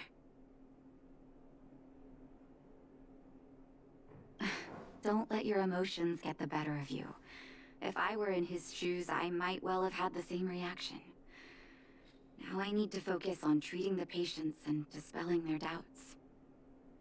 Let's leave it for now. I'll feel a lot better once I've gotten rid of this mess that Vash left us.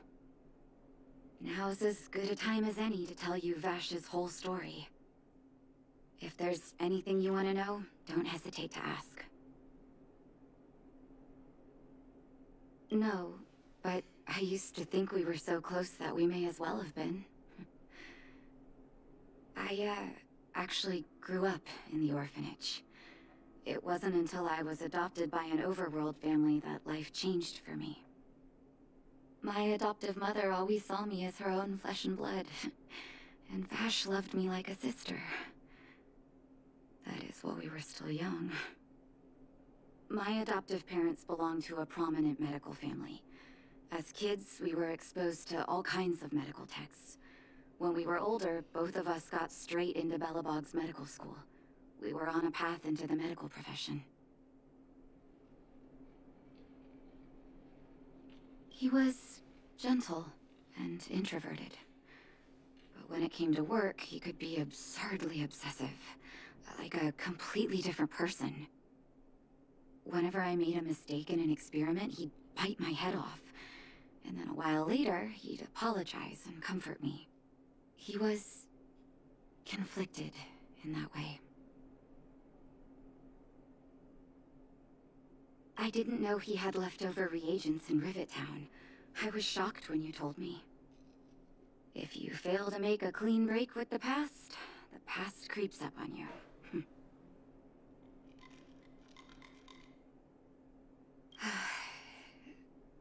That's a long story. Ever since he was little, Vash had always wanted to develop a medicine called blizzard immunity. He saw the human body's vulnerability to cold as a disease, and wanted to cure it so that humanity could survive the eternal freeze. If he succeeded, people would be able to leave Belobog and rebuild their homes in the snow plains.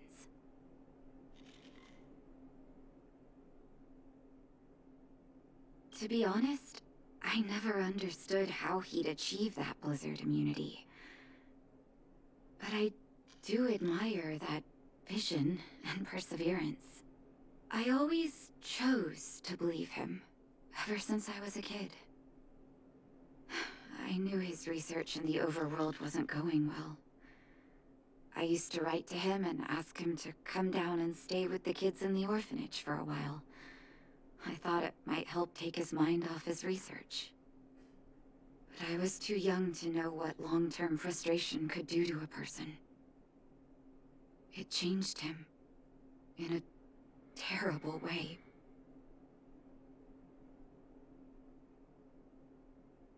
During his stay in the underworld, he met patients affected by fragmentum corrosion with mild symptoms. Compared with non-patients, their bodies reacted differently to hot and cold. And that fascinated Vash. He began to simulate mild fragmentum corrosion, thinking that it could lead to breakthroughs in developing blizzard immunity. Those reagents of his aren't cure-alls for critical illness. That doesn't exist. Vash made the reagents to mitigate the suffering of his patients in the short term. A convenient way for him to observe changes in his test subjects. But behind my back, he had been doling out the reagents to residents who were kept in the dark. When it finally struck me that something was wrong, his terrible research had already turned him into a madman.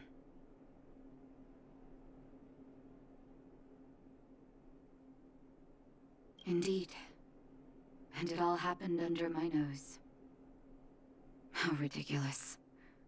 My judgment was clouded by trust in a loved one. When his experiments were exposed, I spent a long time with Oleg discussing how to handle the aftermath.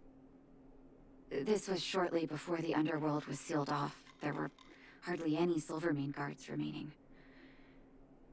We spent ages trying to find a way to handle Vash. In the end, Oleg suggested that we banish him and permanently deny him access to the underworld. Had his victims found out the truth, Vash would have been torn to pieces by furious underworlders. I was young and weak at the time. Oleg must have worried about how I'd react to such a scenario, or he wouldn't have suggested banishment.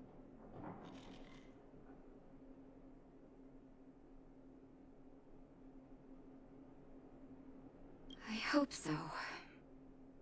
The day I learned the truth was the day I no longer recognized my brother.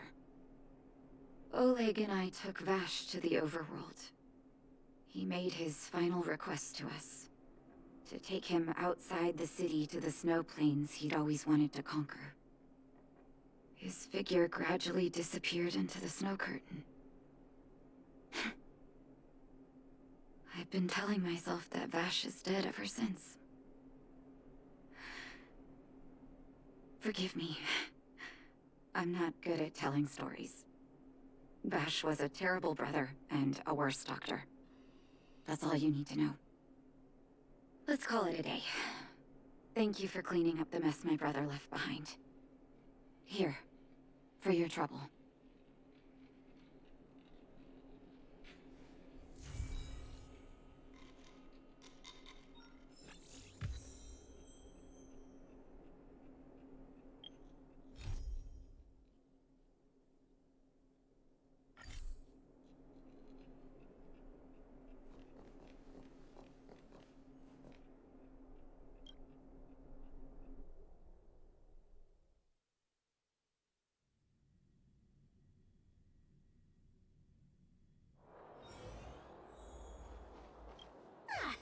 Honorary member of the Moles, listen up.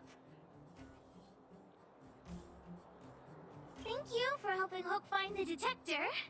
But now, Hook needs to ask you another favor. Hook and Daddy's birthday is approaching. Every year at this time, we exchange gifts and celebrate our birthday together.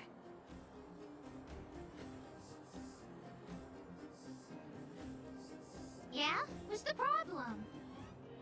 Daddy's job has been more difficult since moving to Boulder Town. He gets home really late every day. I don't want to use his hard-earned money to buy a gift.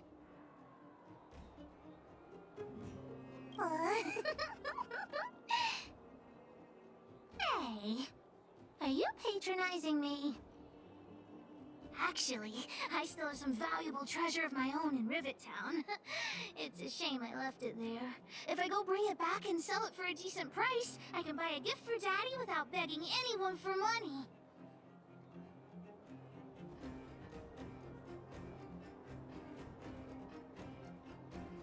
I know that Rivet Town is super dangerous right now. That's why I'd like to enlist you as my bodyguard. That way, even if the old witch finds out later, I won't be the only one getting a scolding. Then it's settled! Let's meet in Rivet Town. I'll be waiting for you in a safe spot. You're not allowed to not come.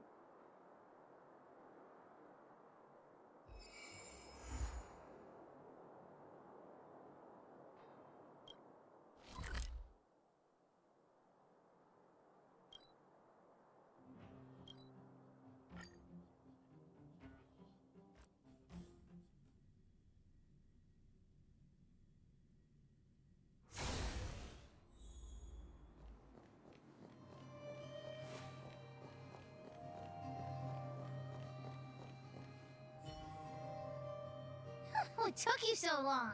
Hook's been waiting here for ages. Well, it wasn't actually that long. As long as you're here now, it's fine. I got some good news and some bad news. Which do you want to hear first? I told the rest of the moles about the plan, and Julian asked me to get some treasure for him. If we don't help him, he'll tell the old witch where we've gone. The good news is that he's willing to contribute to our adventure. Look, he gave me this gardening shovel. Well, Julian has been a huge help to me. Consider this returning a favor. Well, the treasure won't grow legs and find us, will it? Come on, let's go.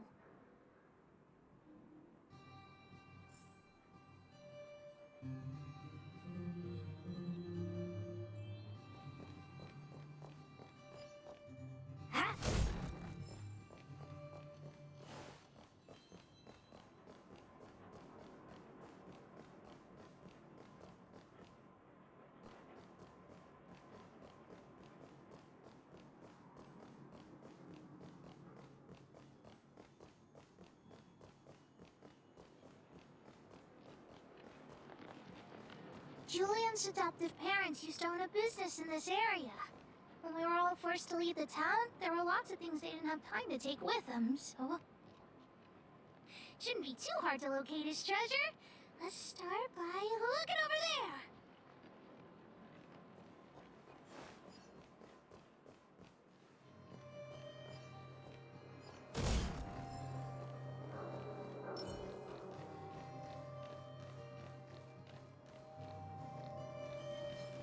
Stay.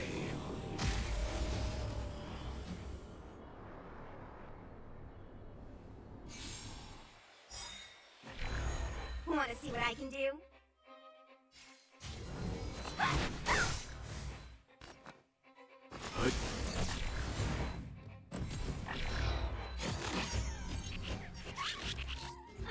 Let me through.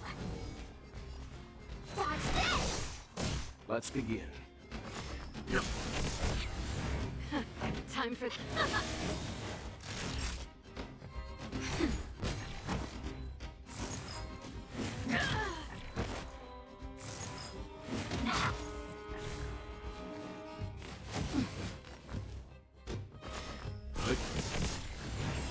Naughty child.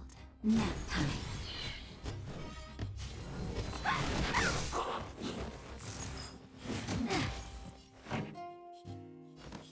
Turn it up! Want to see what I can do?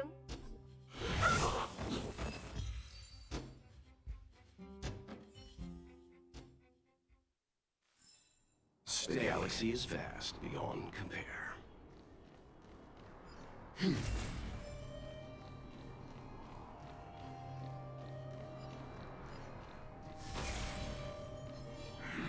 Enemy ahead. Stay. No harm.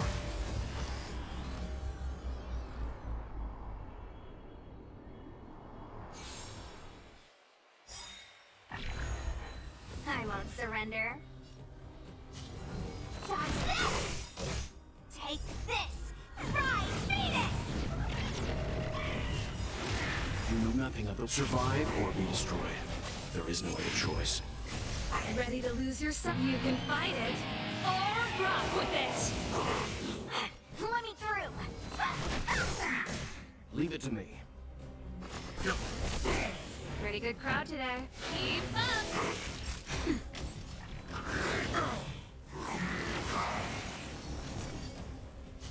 Dodge this! This song's Let's Rock!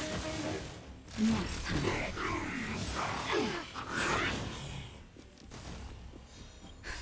Just in time. Just a little something. Think nothing of it. Pretty good crowd.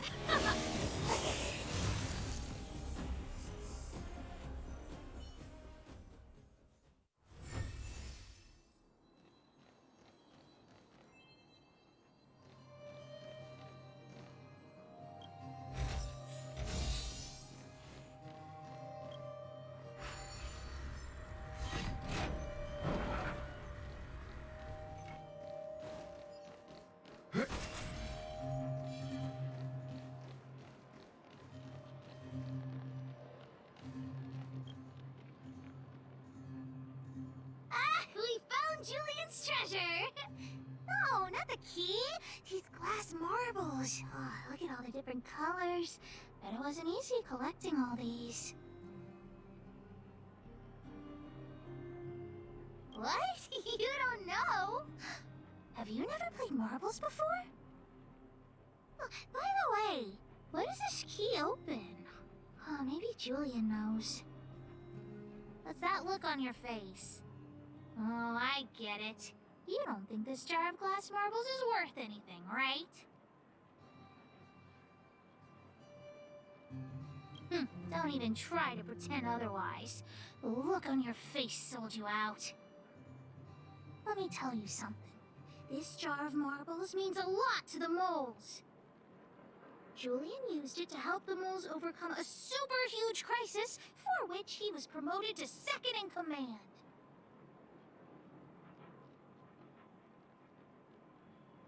It was a super huge crisis that jeopardized the mole's honor.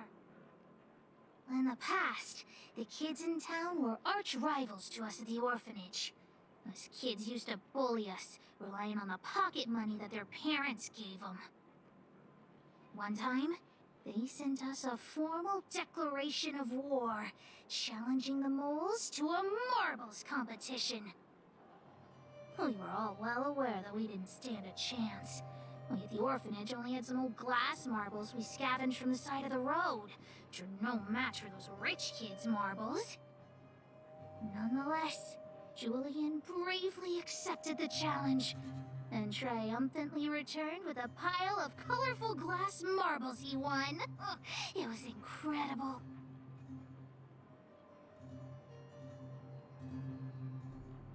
Yep. So, now you know why you wanted us to find this treasure. Alright, enough chit-chat. Next, we need to find my treasure.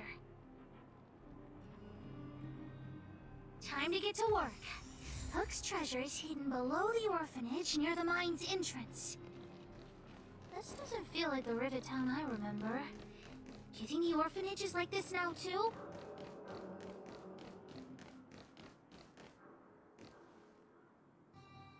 This place is nothing like it was before I left. Boxes and minecarts are all over the street. What a mess. Oh, did someone move my treasure, too? I used to keep it in the mining team's junk pile. Behind the corner, there were heaps of geomarrow and boxes. Hopefully it hasn't been taken. I'll look with you. We'll definitely find it if we work together.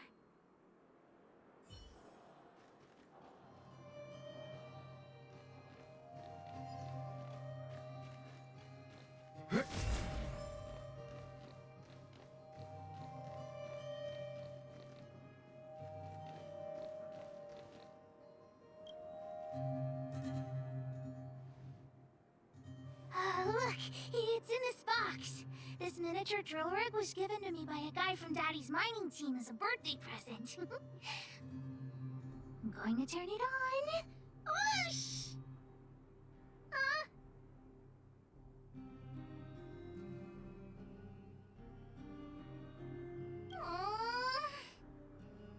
Oh, just don't talk to me right now. I need to calm down.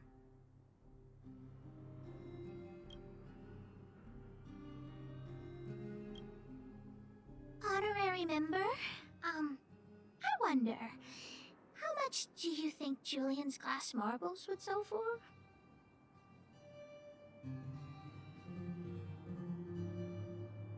What? Did you think I was serious? I wasn't actually planning on selling these marbles. Besides, they aren't even worth much.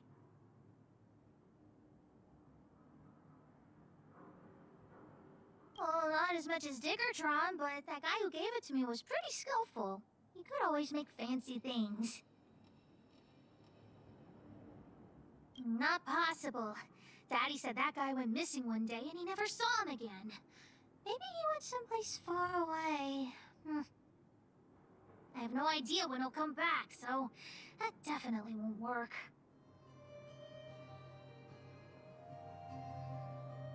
Oh, wait a second! I hid another treasure at the orphanage! I don't want to sell it, but if I want to buy Daddy a gift, I don't have any other choice. Honorary member, please, please help me look for it. Just one more time.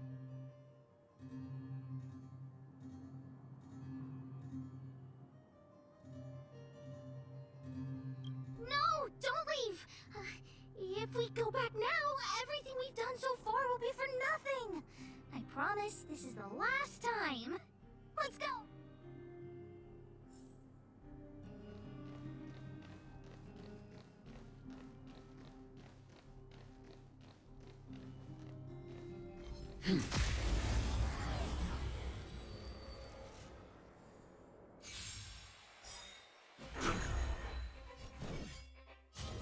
Dodge this!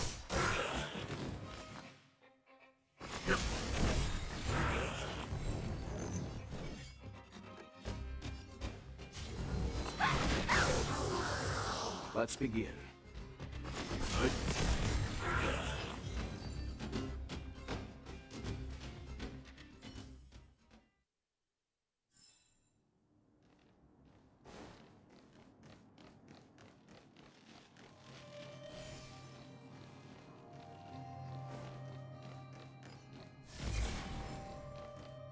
Why are there so many monsters here? I need to deal with them first.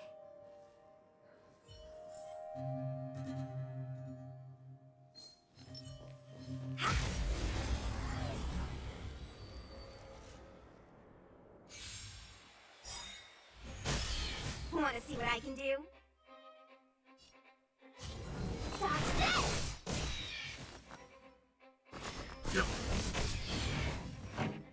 Let's go!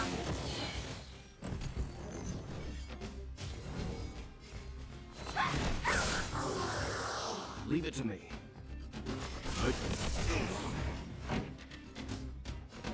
Keep up! Nap time.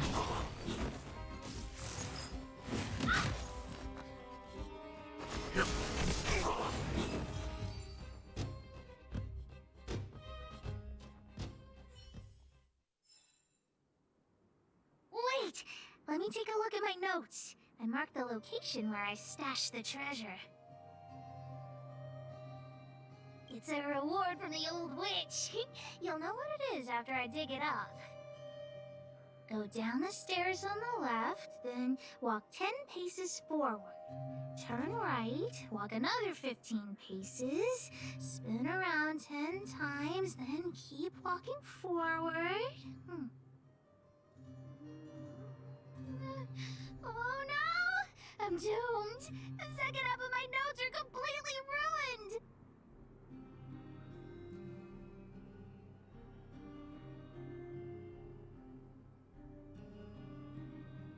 Oh, what kind of lame treasure map would it be if it only had 1 or 2 steps?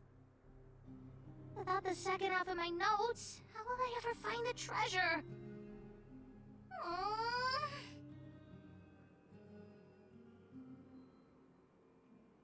Really? Quick, let me see. Let's use the home use object finder to help Hook search.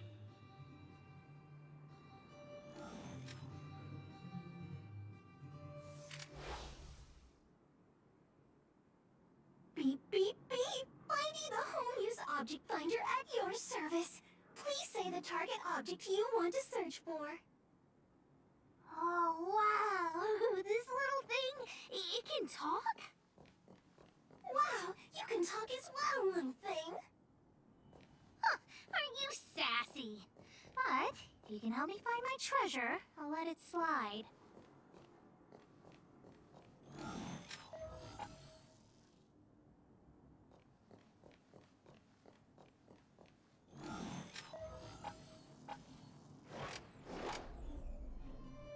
What's this?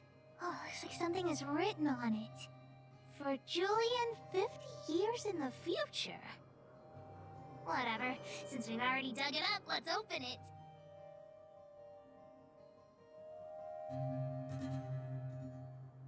I guess you're right. We should wait 50 years before opening it. Let's take it back to Julian along with the glass marbles.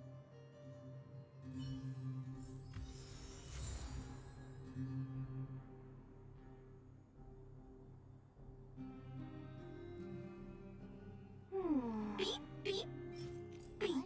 As stated in the terms of service, my search result accuracy and reliability are not guaranteed. For more information, please call Interastral Peace Appliance. Here it is! My teddy bear! The old witch gave it to me as a gift.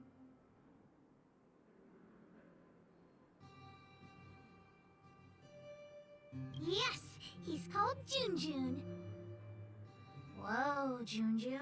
How did you get covered in dirt? And why do you have so many loose threads?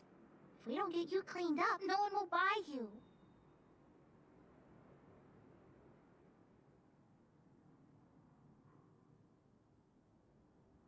The old witch said that Junjun isn't just any old teddy bear. He'll be worth a lot of money once he's cleaned up. There's no other way. I haven't learned to sew yet. I'll have to ask the old witch for help. If she finds out I went somewhere I shouldn't have gone, Hook will get lectured all over again. But so what if the old witch yells at me? Hook still has to prepare the gift for Daddy.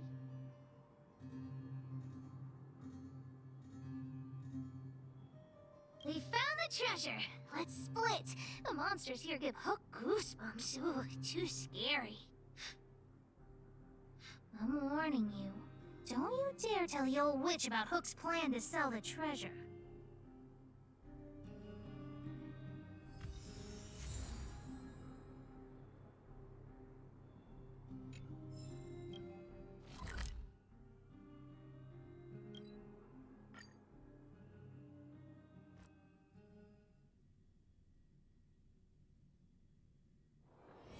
So early. Let's look around.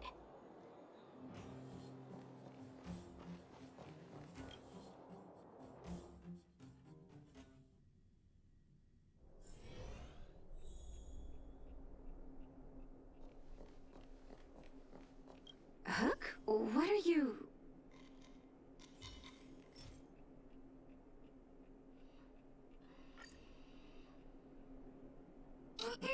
Natasha? Junjun's in bad shape. Can you help me fix him? I remember giving you Junjun. I haven't seen this fella in years. Where did you find him? The wind brought him back to me. Be honest with me, Hook. Big Brother helped me find him in the Rivet Town orphanage. You had him take you to the Fragmentum just for this teddy bear? Hook, how many times have I told you? Natasha, please. Please help me fix Junjun. I'll clean the clinic for you for a whole month. You say that every time, and then... big brother, I'll leave Junjun with you. What am I going to do with that girl? You shouldn't indulge her, outsider. I know it's difficult to tell Hook no, but sometimes it just has to be done. Junjun. So she gave her bear a name, huh? Yeah, I've lost count of all the dolls I've made. Still, Hook clearly likes this one a lot. It was an award I used to give the kids in Rivet Town for good behavior. Can you imagine what an orphanage is like with so many difficult children? I had to come up with a solution to get them to behave.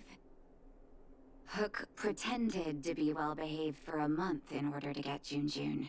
She ate on time, slept on time, even stopped fighting with the other kids.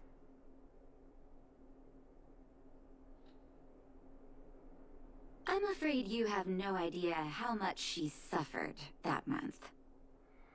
Hook has an uncanny ability to rally people to her cause, both adults and children. It's a skill, all right, and forcing her to be well-behaved puts a lid on it.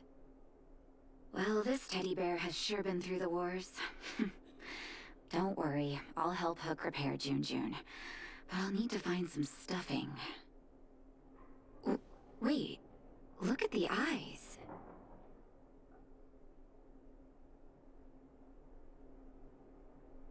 They must be Erebus? Huh. Strange, I didn't notice when I sewed them on.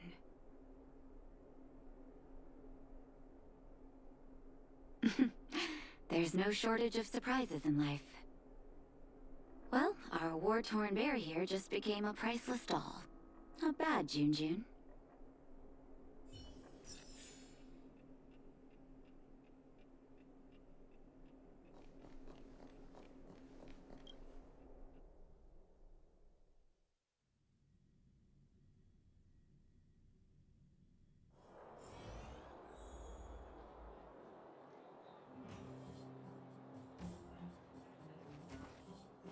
Did the old witch yell at you?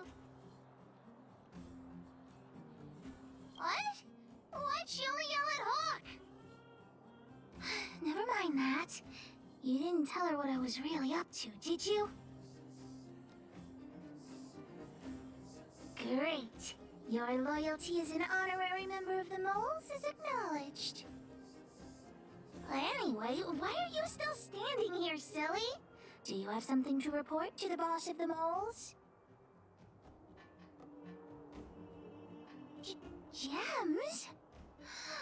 Does that mean he's worth a lot of money? Well, of course I'll sell him. If the gems are expensive, Hook can buy a better birthday gift for Daddy. Anyhow, this is super useful intel. If you've been with the Moles a bit longer, I'd be promoting you to third in command right now. I'll need your help again after Natasha fixes Junjun. Always be prepared to answer the call of Pitch Dark Hook the Great.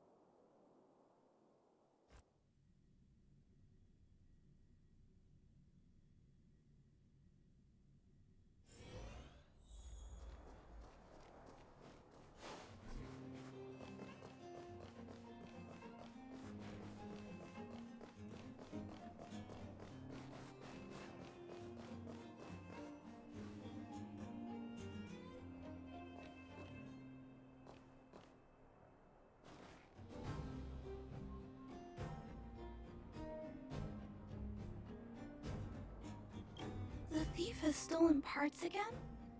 How am I going to track down this crook?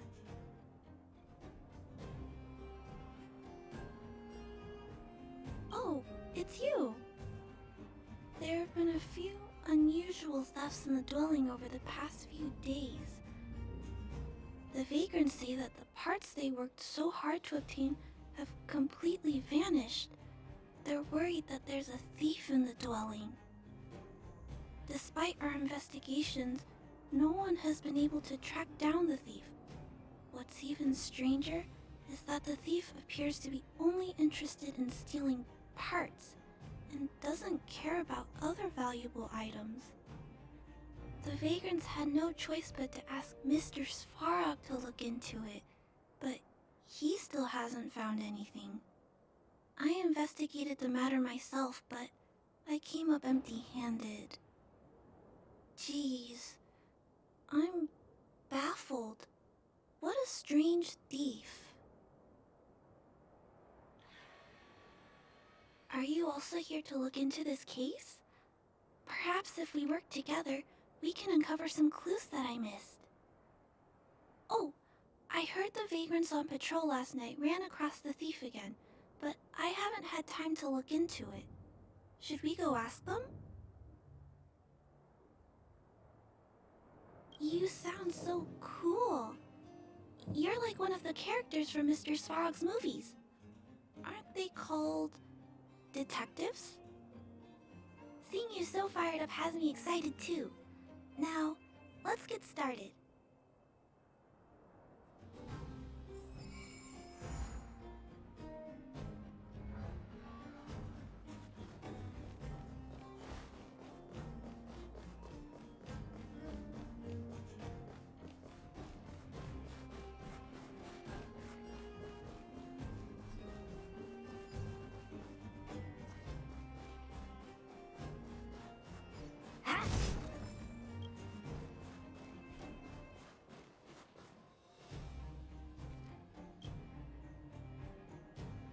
Sir, how are you?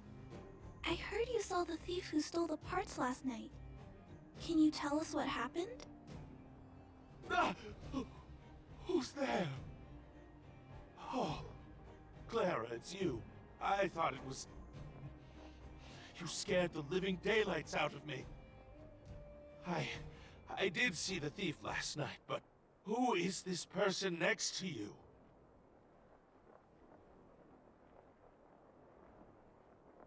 Trailblazer? Oh, I know. You're the outsider who's made a name for themselves around town, right? Oh, wow. I feel way better knowing that a big shot like you is here to catch the thief.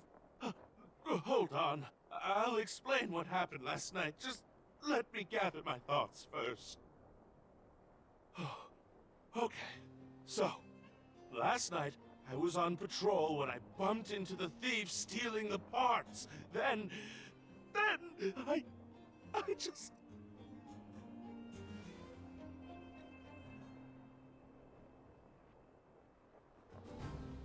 Goodness! Okay, I'll explain slowly. I was cold and hungry while on patrol last night, so I decided to return to the dwelling and heat up some leftover canned food for a snack. But when I entered the tent, the thief's silhouette scurried across my vision.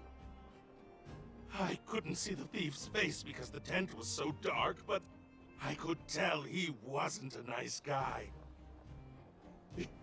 Because when he turned to flee, he swung a knife right across my face. In that moment, I really thought I was going to die.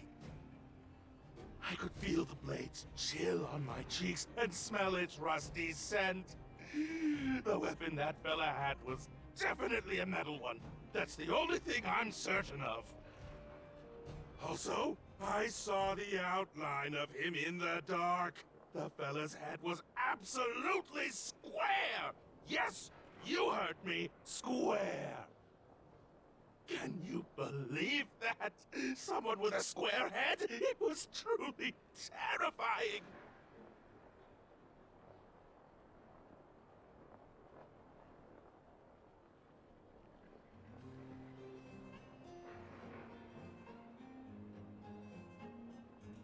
Oh, you're right. I see. I'll jot it down.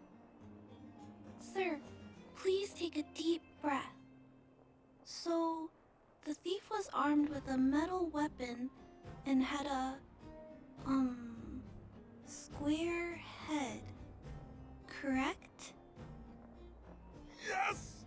That's correct! I'm struggling to make sense of these clues. Do you have any thoughts?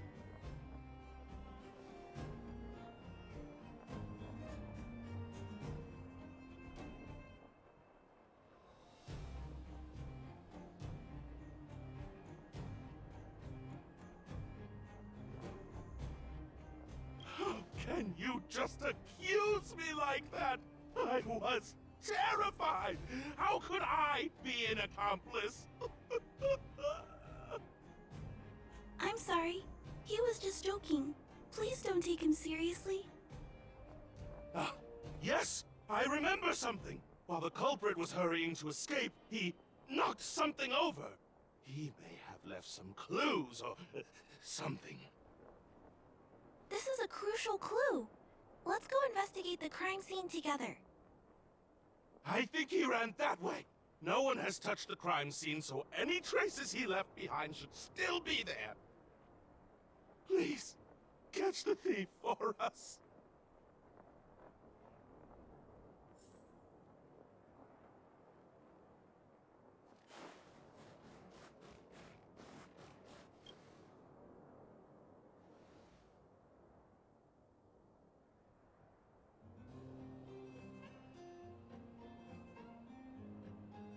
Take a look at these marks.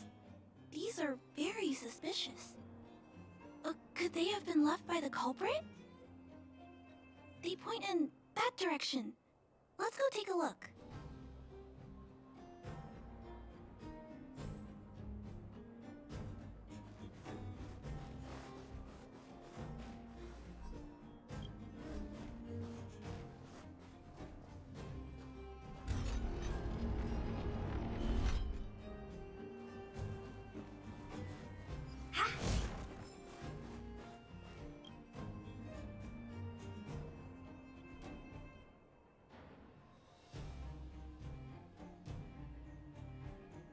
And look at these. How unusual. They don't appear to have been left by a human.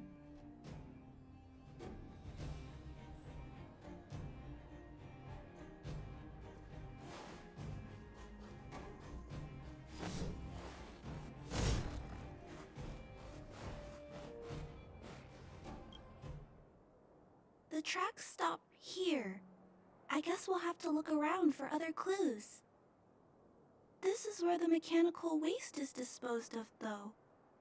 Could it be...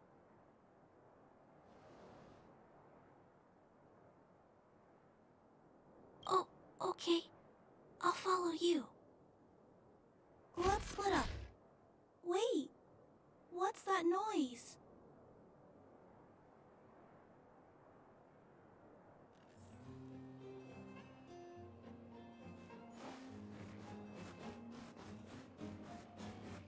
It's a tiny robot? Is it searching for something? But I don't remember Mr. Svarog issuing an order like this recently. It looks like it's carrying the vagrant's missing parts. And those tracks and metal scratches we noticed earlier.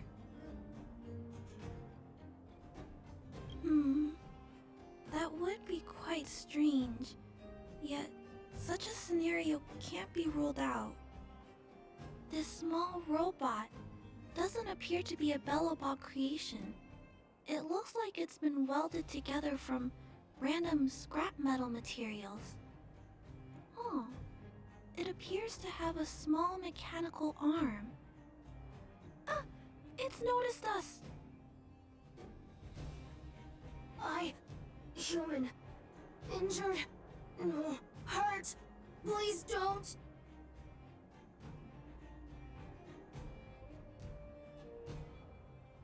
Wait! Look! It doesn't appear to be trying to flee or attack us. It appears to be trying to say something. Human, please, don't hurt Is it trying to say, please don't hurt me, humans? Human parts. Rivet. Need. Repair. Need. Town. Parts. Need. Need. Need. Need. Hurt. Don't. It appears to have a malfunction, but I think I can understand it. It seems that it needs these parts, and it's begging us not to hurt it. I've never seen a robot with this kind of malfunction before. What happened to it?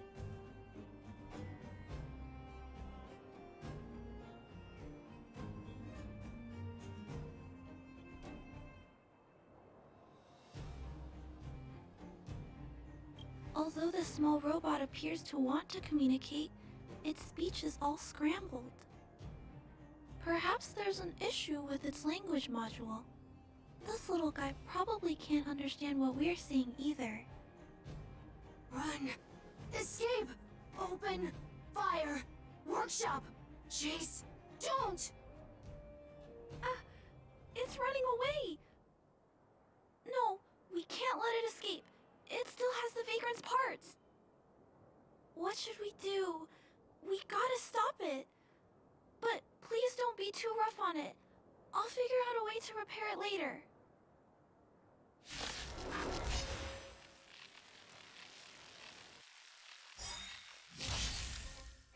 Hurt. Pain. No. Hurt. Don't. Pain. Suffer. Sorry. Parts. Sorry.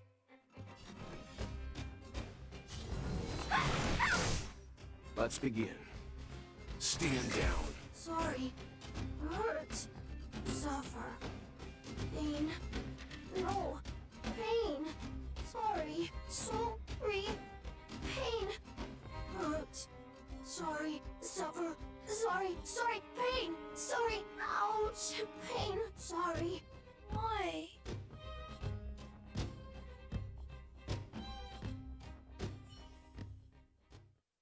Sorry. Pain. Suffer. Sorry. It seems to have stopped working.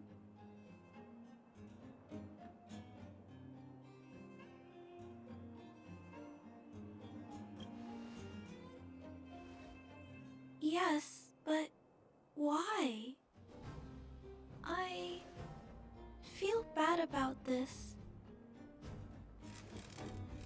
I guess we should return this little fella and the parts. I think I can... I'll repair it. And if I can't, I'll ask Mr. Svarog for help. He always knows what to do.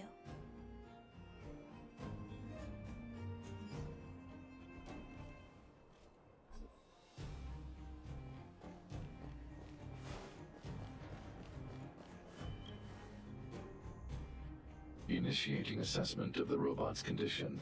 Please wait, Clara. While Mr. Svarog is assessing this little fella, let's give it a quick checkup ourselves.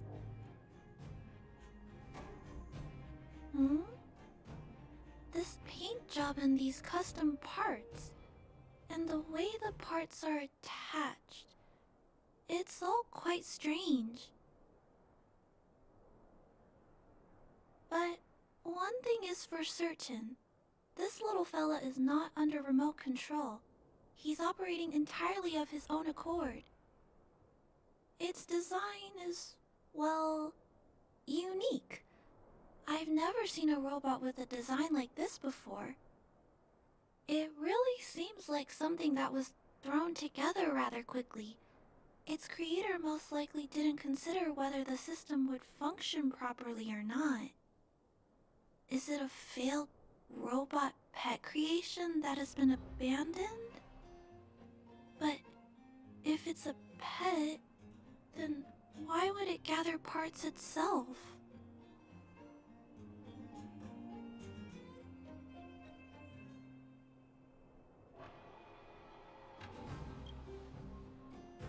I've heard that some vagrants in the dwelling keep the little robots they find as pets.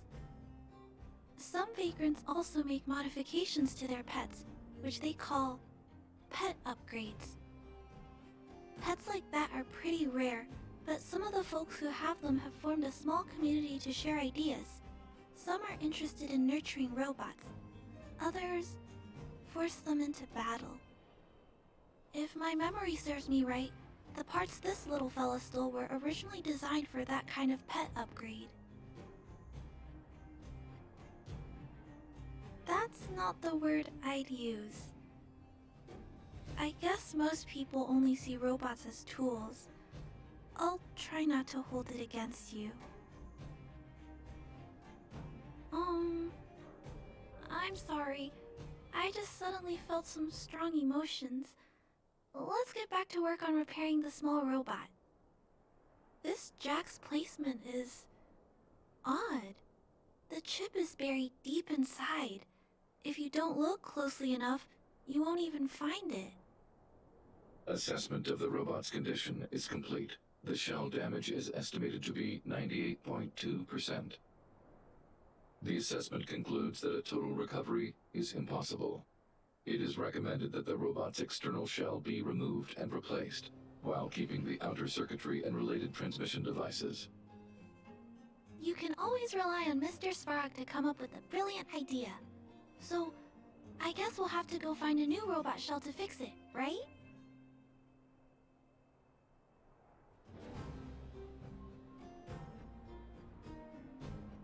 Please don't use violent methods to solve this issue. There are other options. There must be some robot shells lying around the machine graveyard. Everyone calls it a graveyard, but there are actually lots of useful parts buried there. I'm gonna return the parts to the vagrants first. Then I'll check on the little fella. Can I trust you to find a shell in the machine graveyard, big brother?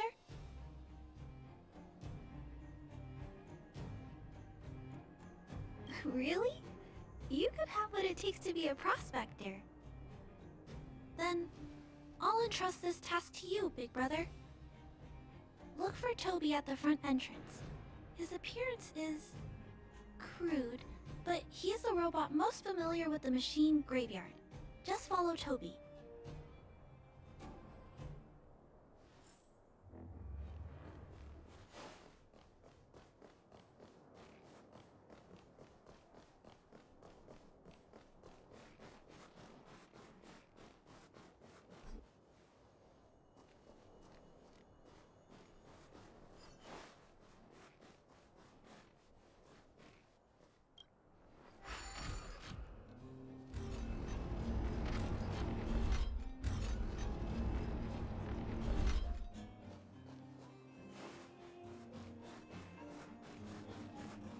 Hello, guests of Miss Clara. Please do as you wish. It's my honor to serve you. Miss Clara has assigned me the task of planning your sightseeing route in the machine graveyard. I will guide you down the path.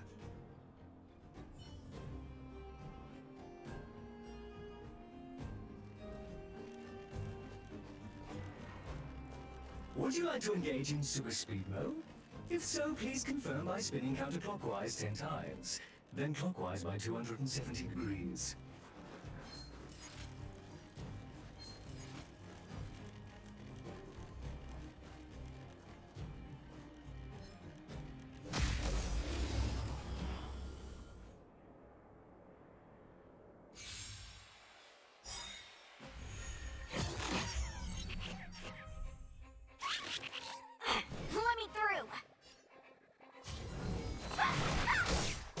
Let's begin. Time for the main event. Start it up! I'm shot.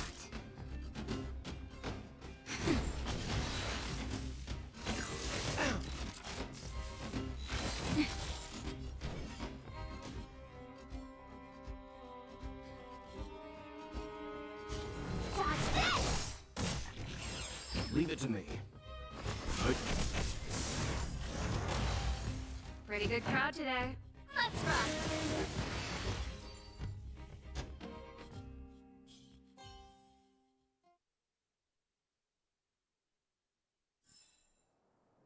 now? That's the power of the Cloud Knights. We have arrived at our first destination. This model is known as the Dire Wolf, and was scrapped after it sustained piercing damage during a battle with another robot pet, which caused the chainsaw's fuel tank to burst. Robot pet battles sound a little frightening. The inside of the armor is a total mess due to being melted by the heat. Unfortunately, it appears to be useless. We are on our way to the second destination. Please take a seat, buckle up, and hold tight.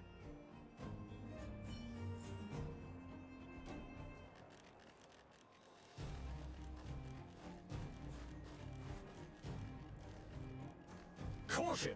You have exceeded the speed limit. Please...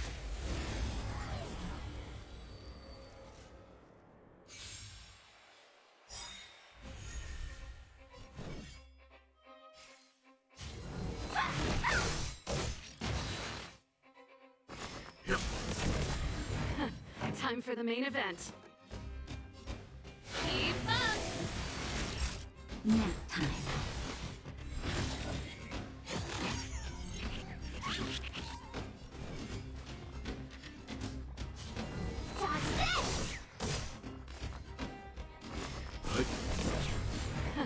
Time for the main event. Ready to lose yourself? You can fight it, or rock with it!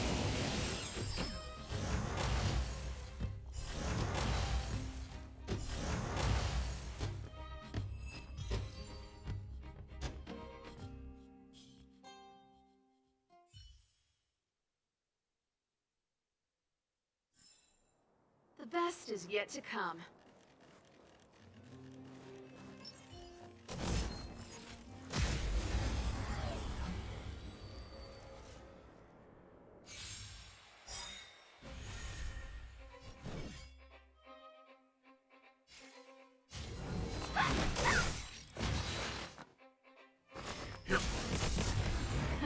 Time for the main event. Turn it up!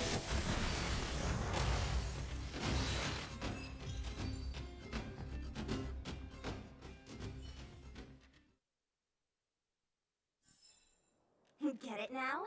That's the power of the Cloud Knights. We have arrived at our second destination. This module is called the Beetle, which is the same as mine. This machine was scrapped because it accelerated erratically for 7.1 kilometers after it incorrectly interpreted a command, causing the engine to catch fire and the core module to melt down. That is such an odd reason to be scrapped. However, the shell appears to be in good condition, so I'll bring it with me. Your trip has concluded. Please keep an eye out for vehicles approaching from the back or sides, as well as enemies and automatons. Your trip has concluded. I appreciate you putting your trust in Toby. A 5-star review for this trip has been automatically generated for you. You're welcome.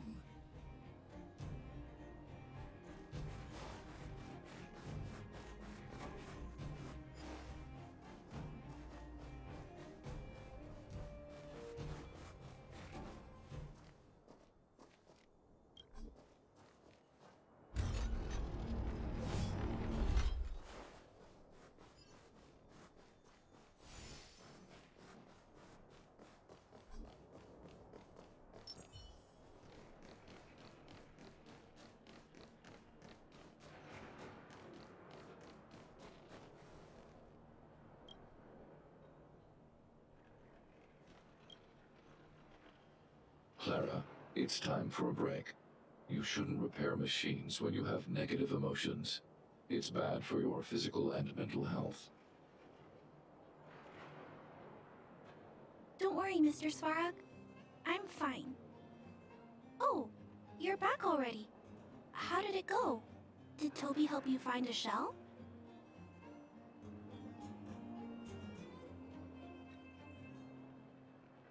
This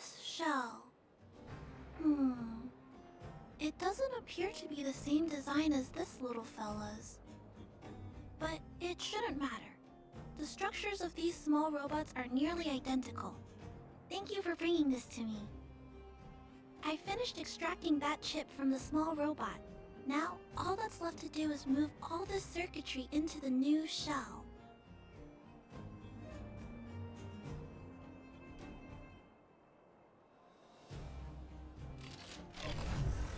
Although its appearance has changed a lot, I think we did a good job.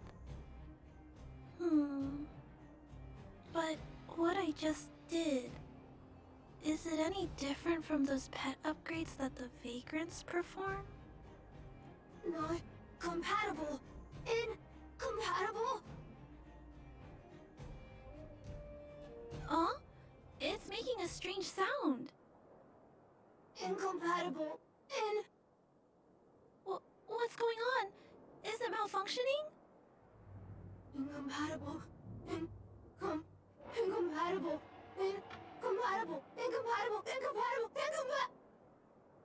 Risk level high. Clara, get away now. Big brother, watch out! It's out of control!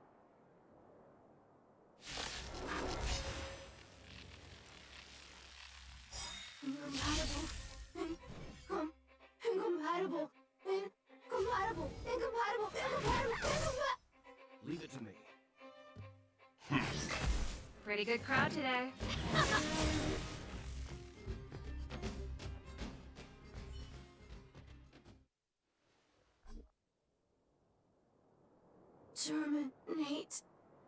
Terminate. Phew. That was close. Fortunately, Mr. Svarog and Big Brother acted fast. Why did the little fella... Was there a compatibility issue? Troubleshooting. Assessment. The system on the chip and the new hardware are incompatible, causing the robot to behave erratically. The current issue has been resolved. Risk level low. Alert lifted. It appears to have adjusted to its new shell after the battle. That's great! But I'd like to keep a closer eye on it for a while. Compatibility tests should take a few days. Hopefully, it'll be all back to normal by then.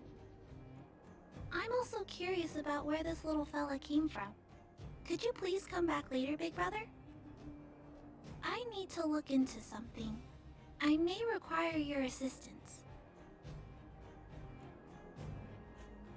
Thank you, Big Brother. I'll text you when this little fella is fixed. Mr. Svarog, I'd like to give this little fella a name. Any ideas for a good name? Accessing name database. Search results. Abby, Abigail, Ada, Addison. I should come back to Clara later.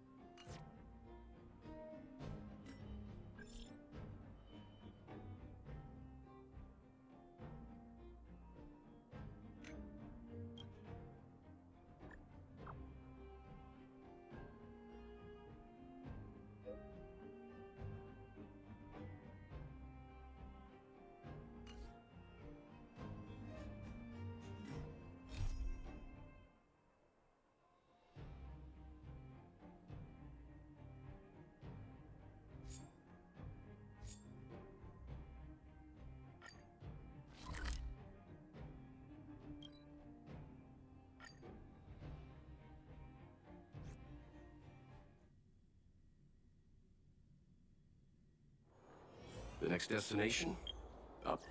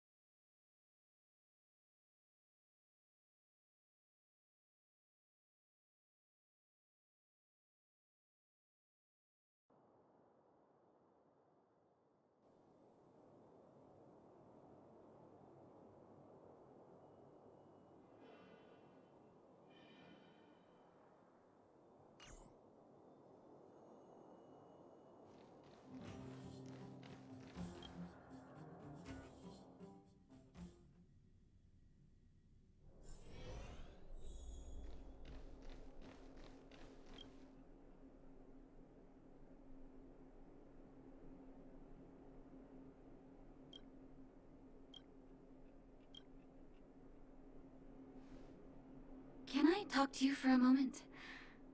I have a favor to ask. Something... rather personal.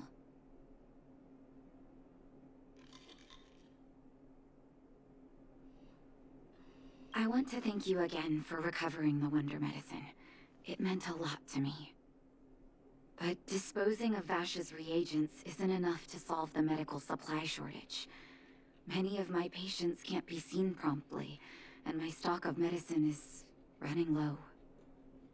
Thanks to you, the route to the overworld through the furnace core has reopened. I'd like to use it to return to the surface and see if I can get some help.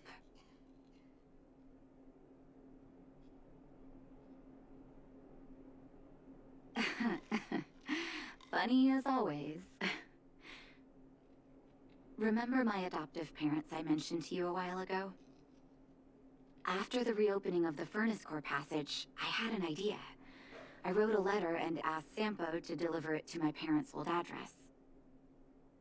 I didn't have high hopes, but amazingly, Sampo brought me my mother's reply.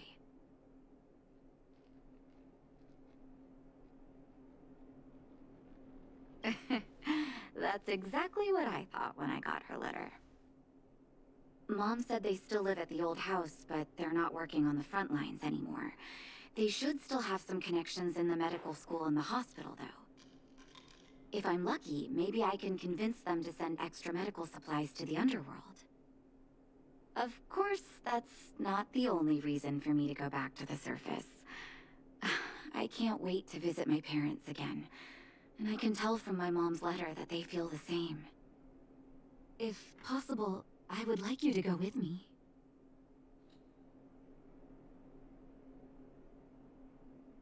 Wonderful. That's such a relief. I've sent another letter to my mom telling her to find us near Fountain Plaza. Don't worry, I know my way around the administrative district.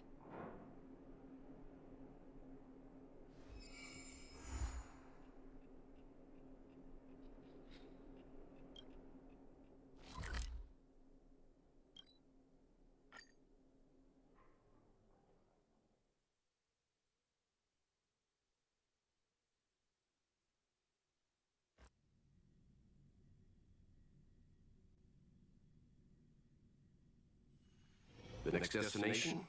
Up to you.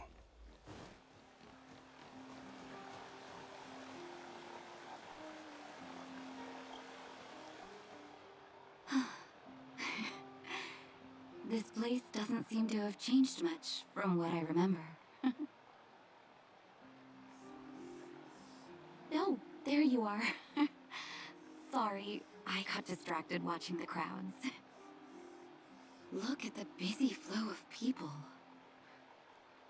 Life in the overworld carries on as usual, as if nothing has happened. We're a little early. I've got an idea. I want to buy my mom a gift. You're more of an overworld local than I am now. Any suggestions?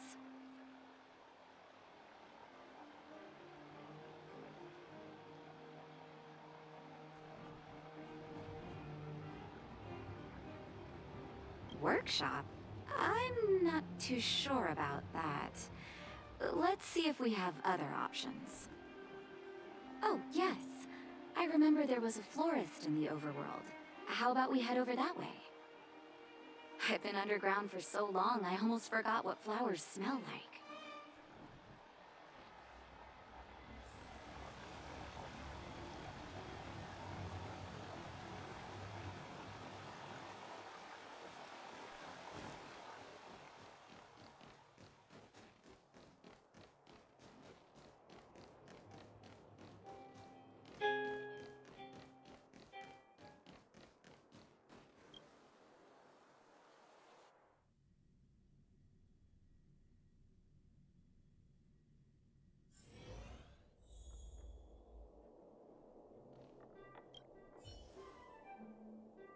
Eversummer? Was that always the name? Seems I was too young to get the irony back then. Sorry. I don't mean to sound cynical. Maybe it simply represents the people's hopes up here. Now that I think about it, sending flowers is quite the tradition in my family. Mom, Dad, Vash, and I, whenever something good happened, we sent each other flowers to celebrate. Do you want to hear a flower story?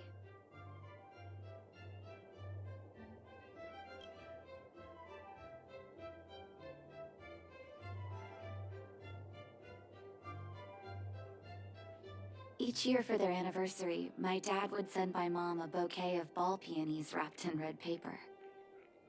I heard that ball peonies represent love that knows no end. It does fit their marriage.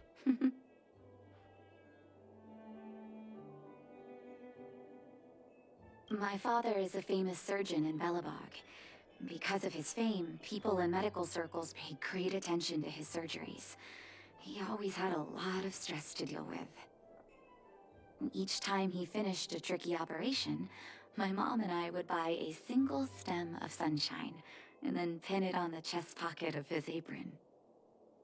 Sunshines represent warmth and love of light. For patients on the verge of death, my dad might have been the only light to penetrate the darkness around them. Vash. Out of everyone in my family, I think he probably appreciated flowers the least. Still, I remember the day he received his offer from the medical academy. My parents took me to the florist, and we bought him the most expensive marquise stem in the shop. When we gave him the flower, he failed to hide his smile. You can't imagine how hard it was to get him to smile.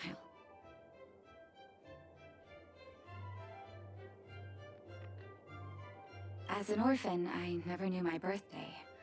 My adoptive parents took me to the overworld and made the day I joined the family my birthday. And each year on that day, my parents would give me a bouquet of first snow. The number of stems represented how many years had passed since I joined the family. I only found out later that first snow represents beautiful memories. My parents gave me a beautiful childhood, and I still haven't had the chance to thank them for that.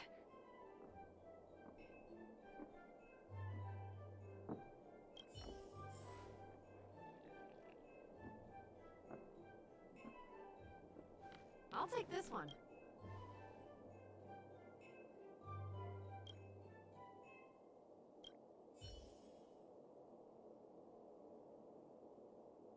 Oh, first snow, is it? 1 second. I'll get it ready for you.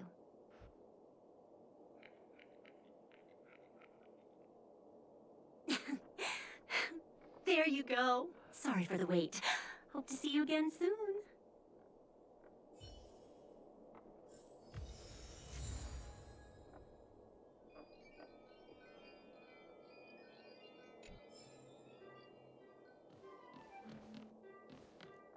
All done? May I have a look? First snow. Thank you. It reminds me of carefree childhood days. Ah, those times were pure and innocent, just like these petals. I knew you'd pick the right flowers. Mom and Dad will be so happy. Let's go. My mom will be there soon. Best not to leave old folks waiting.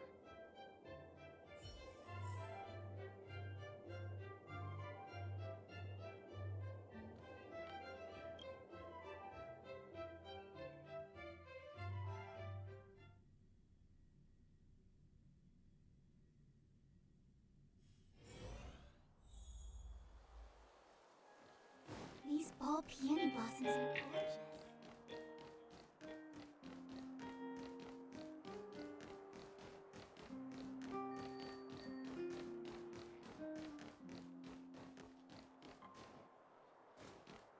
Come around and have a look.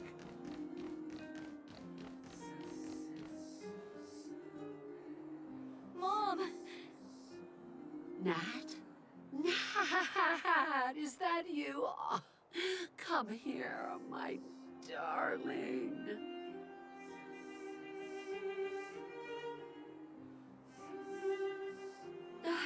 It's It's been too long, Mom. Too long. Sorry. I don't usually get this emotional. How have you been, Mr. Oswell? Thank you so much for taking care of my parents these last 10 years. I'm doing fine, Miss Natasha. Just fine. Look at you. You've blossomed into a fine young woman. Such a pity that your father...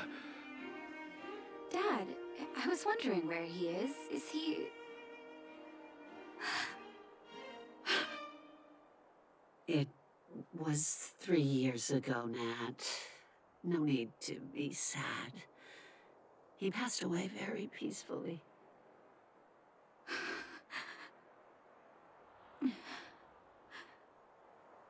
I'm so sorry, Mom. I'm so sorry. For 10 years, I left you both in the overworld. Mr. Oswell, I'm sorry you had to bear all this weight. Don't be, my dear. It is my honor to look after your parents. It's not your fault that they sealed off the passage between the surface and the underground. Don't be so harsh on yourself, daughter.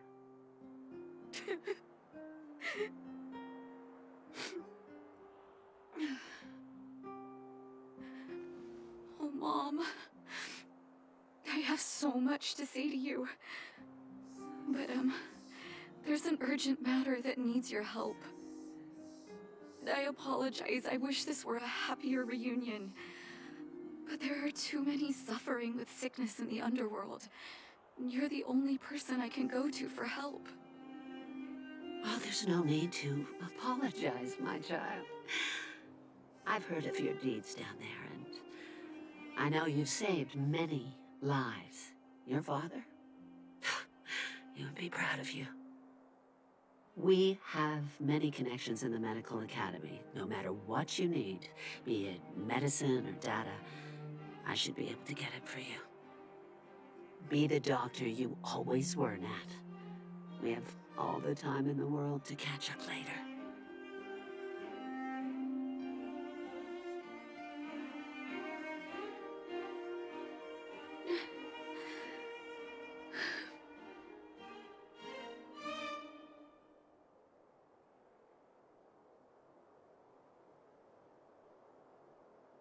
It's all right. I was prepared. Although it still hurts to hear it from Mom. With her help, we'll be able to ease the Underworld's medical supply shortage. That's good news for patients who'd lost hope. I really wish I could spend the whole day talking to her about the old days. But sadly, now is not the time. Let's head back to the Underworld. We need to spread the good news. Miss Natasha, one moment, please.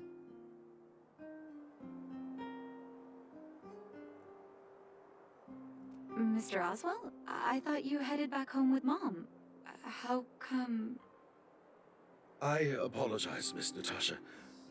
As a matter of fact, there's something I have to tell you in person. Something that Mom isn't supposed to know? You haven't changed a bit. Smart and sensitive. The fact of the matter is, in the first 2 years after the passage was closed off, I received many letters from Master Vash. What? Letters from Vash? Are you certain, Mr. Oswell? Of course, miss. I recognized his handwriting. You'll see what I mean when you read the letters yourself. Actually, those letters were intended for your eyes only. The delivery address was the Underworld, but because of the sealing off of the passageway, the letters were sent back to your old house, to me. I don't understand. Did you not show them to my parents? I'm sorry, miss. I opened one of them out of curiosity. Master Vash stressed in the letter that your parents must not know what happened to him. That's why I put the letters in a secure place, waiting to hand them to you when we could meet again.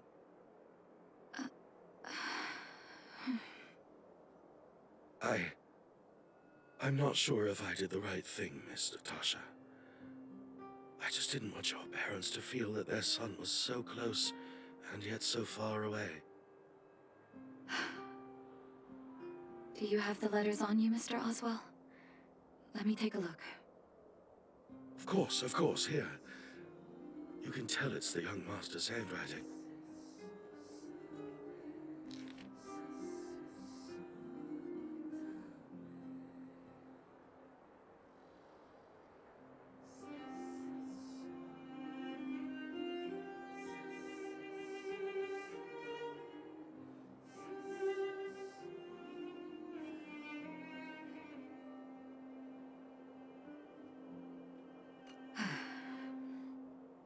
The cold has revealed to me my arrogance. How can a child who grew up in warmth ever begin to comprehend a cure to bitter cold? Vash didn't give up on his research into blizzard immunity, even after he left the city. I live in abandoned houses under broken roofs and continue my experiments. One step after another, I've made breakthroughs. I'm trembling, not because of the cold, but because I can feel I'm getting closer to the answer I seek. If what's in here is true, then Vash must have built a lab somewhere in the snow plains, and even made progress in his research. But how can that be?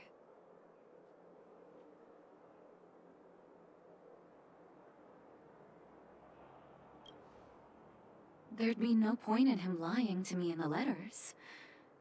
Still, it's possible he may have gone completely insane before he started writing them.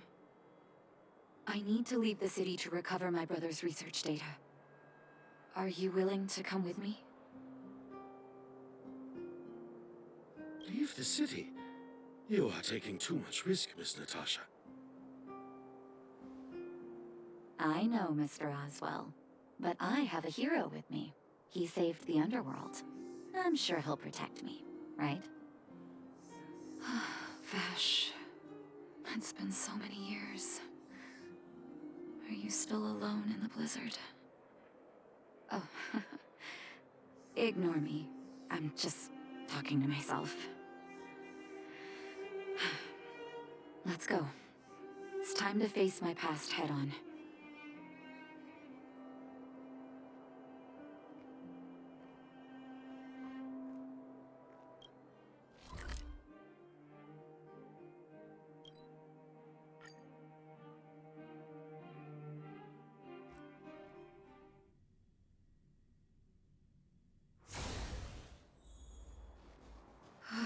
Such harsh cold. It's hard to imagine anyone surviving in these conditions. Unless blizzard immunity is real. Let's hurry up.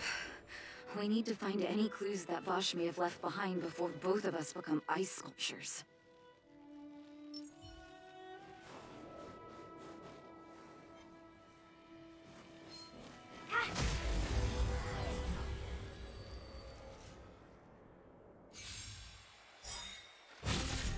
Want to see what I can do?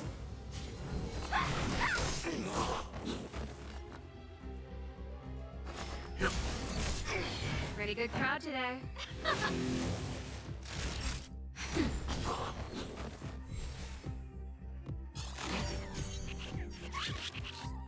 Let me through. Dodge this. Time for the main event. Keep up! Nap time.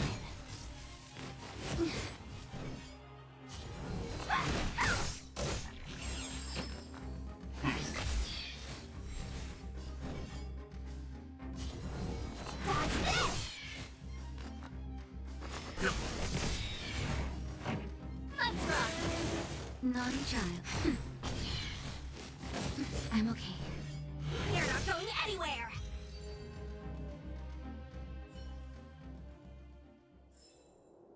Get it now? That's the power of the Cloud Knights. Huh?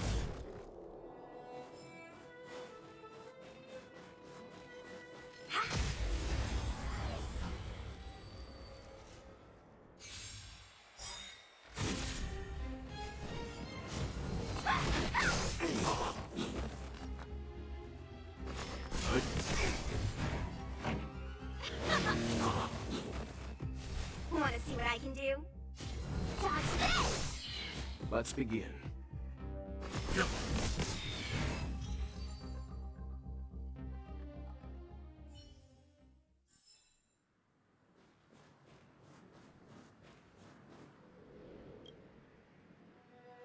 Here, this looks like lab equipment. Maybe Vash left it behind. Huh. Still, it's all just used test tubes, beakers, and other vessels. There's no sign of any sample reagents or lab notes for that matter.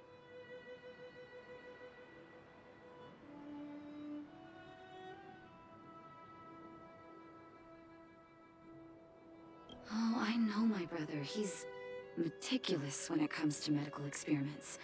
There's no way he wouldn't document his results. I want to go deeper into the snow plains. Can you press on any further? Gosh, the temperature keeps getting lower, but we can't give up halfway.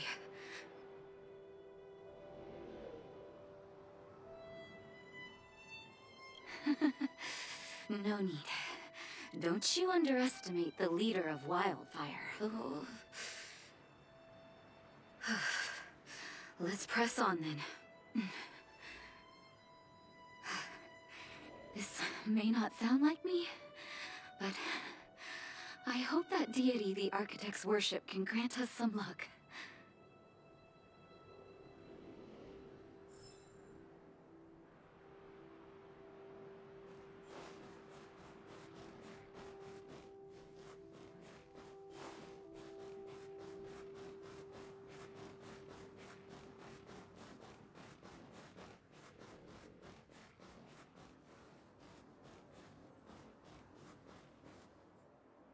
Citizens?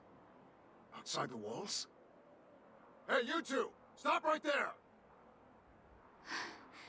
That's a Silvermane guard. Is he yelling at us? Oh, I'd almost forgotten.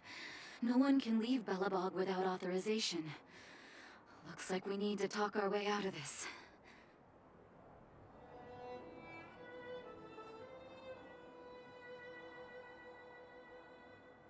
I can't say you sound suspicious, but I can't just take your word for it either. Captain, look at her necklace. Maybe she's telling the truth. It's the same as Dr. Vash's. My brother does wear an identical necklace. Do you know him? Are you really his sister? Dr. Vash saved a lot of my soldiers. Saved your soldiers? Yes. Take a look at the guards patrolling outside the city. All of them are risking their lives. Aside from the monster-related casualties, we lose men to frostbite every year. But thanks to the medicine the doctor leaves us, my soldiers are able to withstand the cold. They can make camps in the snow plains as footholds for our patrols. If it weren't for the doctor, we would have long since frozen to death. Medicine. Blizzard immunity.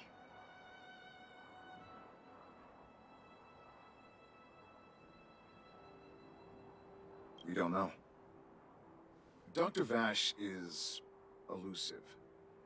My squad only met him once, and he didn't seem like the talkative type. He leaves the medicine at specific locations, and our patrols go there to collect it. The medicine is extremely potent. A small vial could keep someone warm for a week. Speaking of the doctor, it's been a long time since we last saw him. At least 2 or 3 years.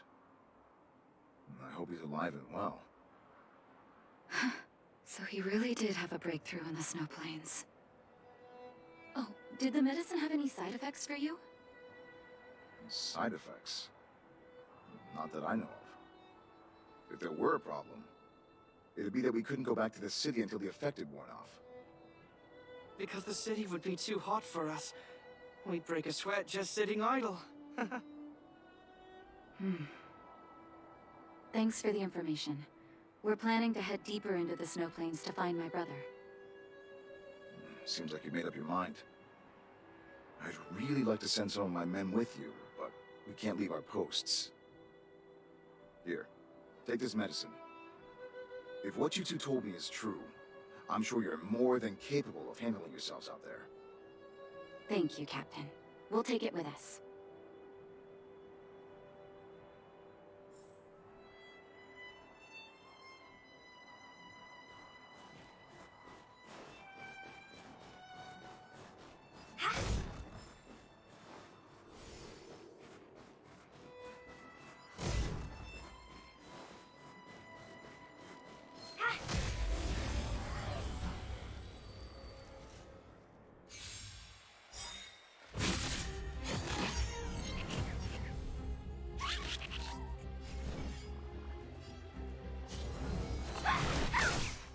Let's begin. Time for the main event. Turn it up! Time for a shot. Now, time for this.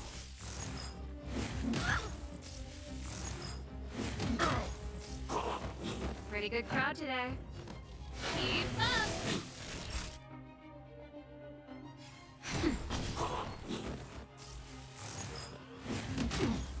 Let me through! Watch this! Leave it to me.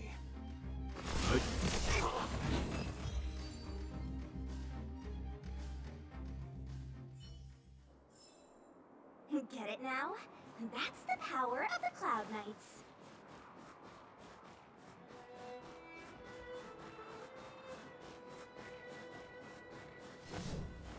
Ha! Ha!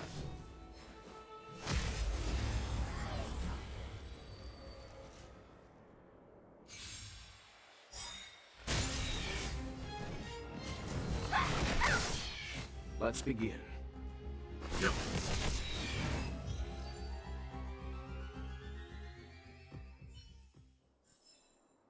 Get it now? That's the power of the Cloud Knights. Hold on. That's a big guy over there. Did you see that? There's something on the monster's back. Oh, the blizzard immunity. Shall we drink it? It's your call.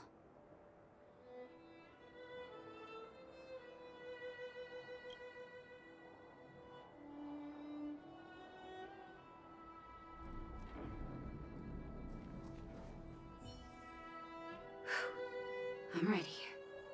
Doctor's got your back.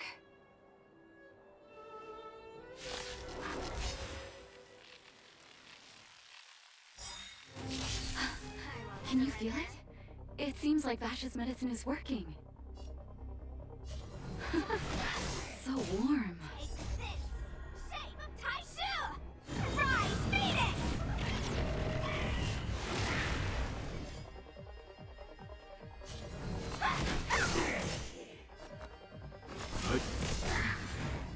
You know nothing of the way. Survive or be destroyed. There is no other choice. Turn it up! Ready to lose your... You can fight it, or rock with it!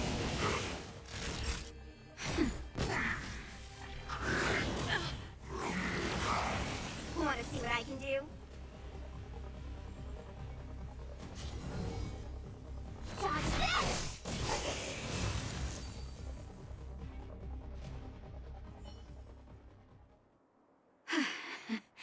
It's done. That was my first time seeing you in battle. You've got some moves, don't you? No wonder you were able to save the underworld. Let's have a look over there. My gut tells me we should find something connected to Vash.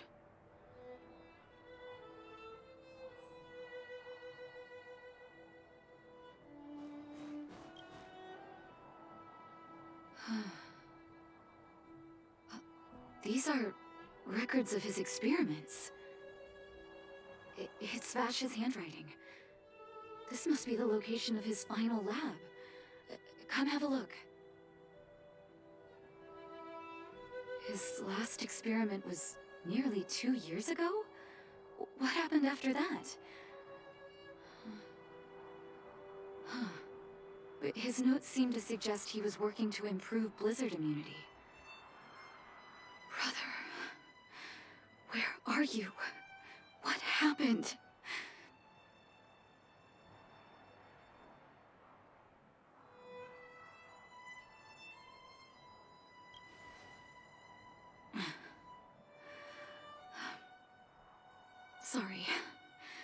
I needed to take a moment.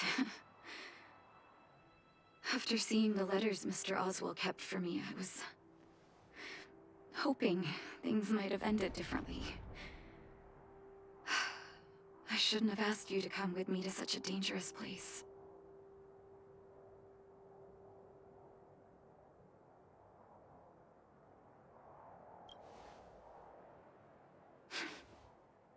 I do. I can't forgive him for what he's done. Nor can I say I don't miss him. Maybe I should feel glad. The medicine might not have been what he wanted it to be, but it came to something. Maybe he found some inner peace.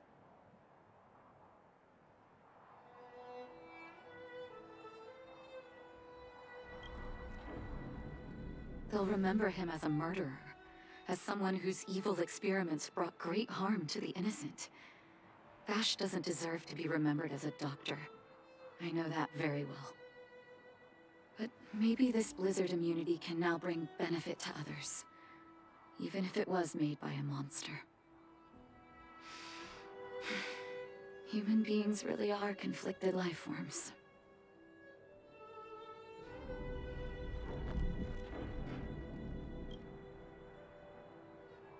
I'll take his records and data with me, and continue what he started. One day the world will see a perfect blizzard immunity. Before we leave, I'd like to ask for another favor. The last one, I promise.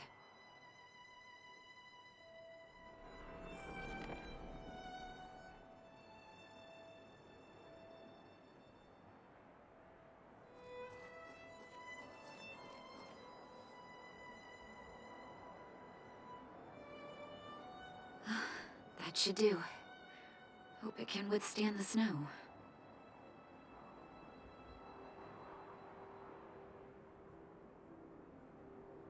You're right. Let me think. Here lies Vash. My brother.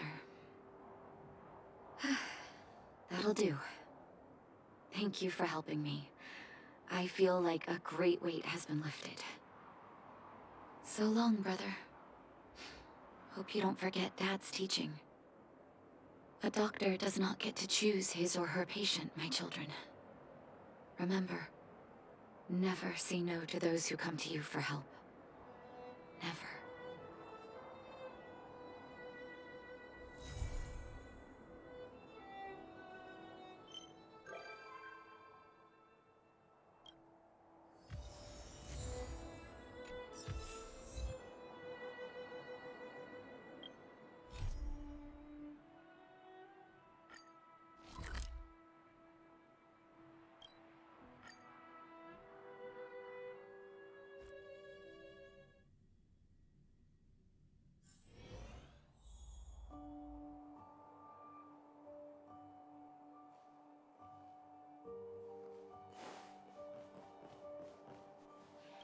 Where did they get to? Ah! Speak of the devil. I was just wondering when you might show up.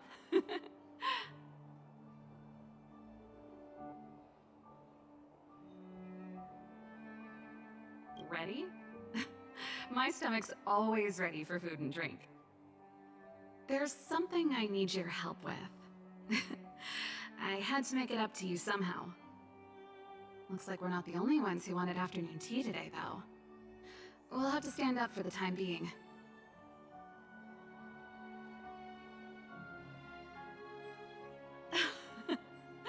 Don't drink too much, or you won't be able to sleep tonight. Anyway, about the something I needed your help with. Don't get ahead of yourself. This might be more complicated than you think. How can I put this? If I remember correctly, you, March, and Don Hong came here on that train. The Astral Express, right? I was wondering, is the train accepting new passengers?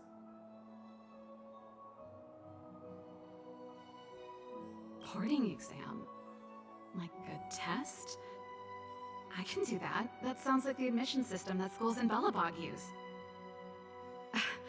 I'm wondering though, are there any restrictions against, aliens like me from boarding the train?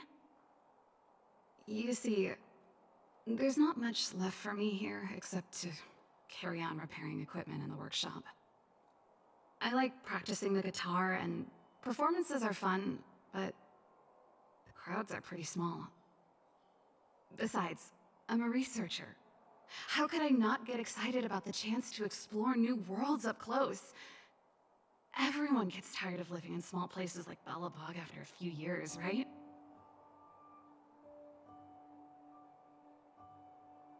Really?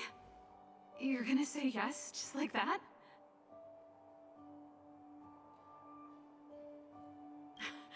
I understand. I'm counting on you.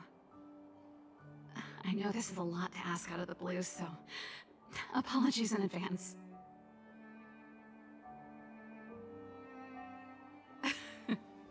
This is a pretty big ask.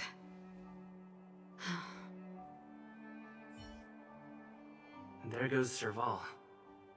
I better send Himiko a text and ask about the request. Or I guess I could ask Mr. Yang? Or Pom Pom? Who's the best one to ask?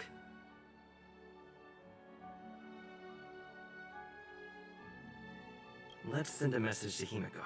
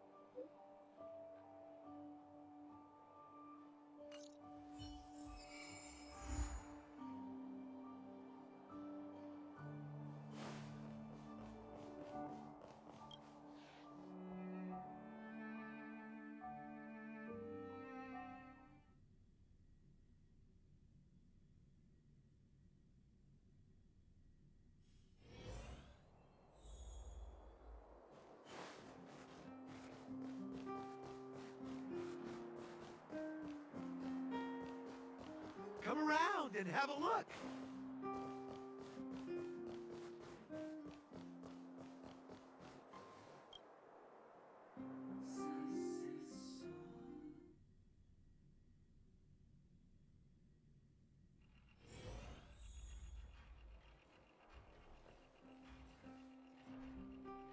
You should go and talk to Lady Bronya, Serval. It was her personal invite, after all. I know. Let me think about it.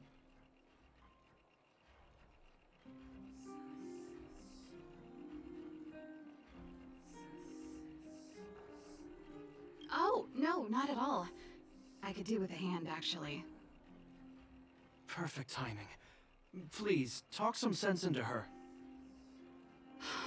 I knew it.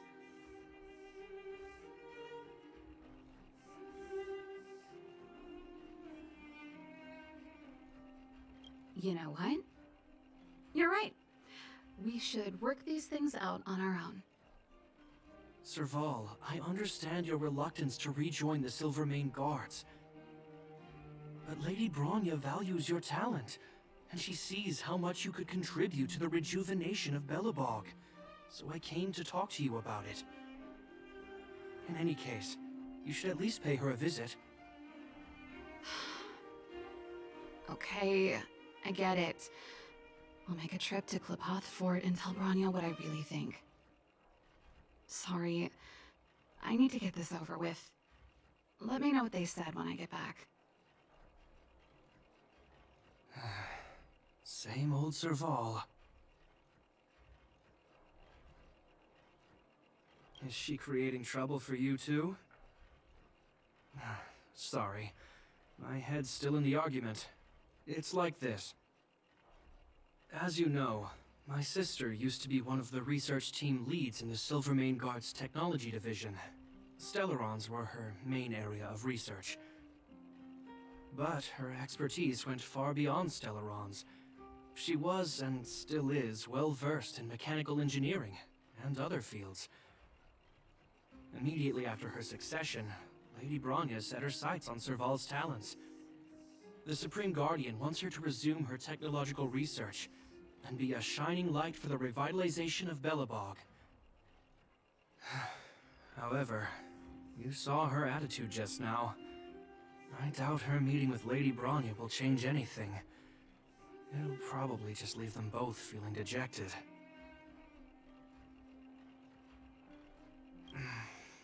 I think there's more than one element to it. My intuition tells me this is mostly linked to Madame Cocolia's passing.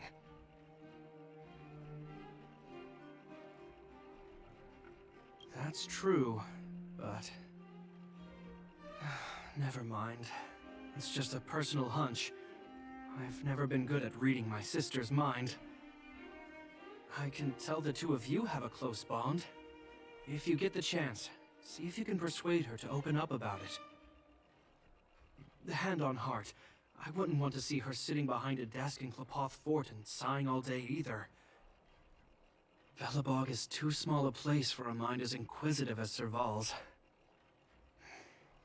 Maybe it would be better for her to join you on your journey. I'll admit, I'm a little worried about how she plans on getting all this across to Lady Bronya. Are you busy? Let's go and wait for her in front of Klopoth Fort.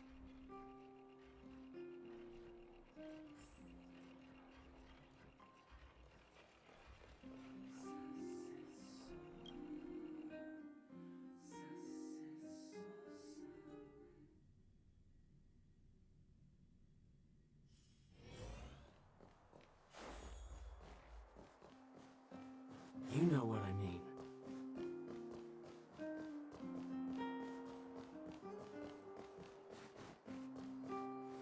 Doesn't seem like they've finished talking yet. I hope it's not turning into a shouting match. Let's go in.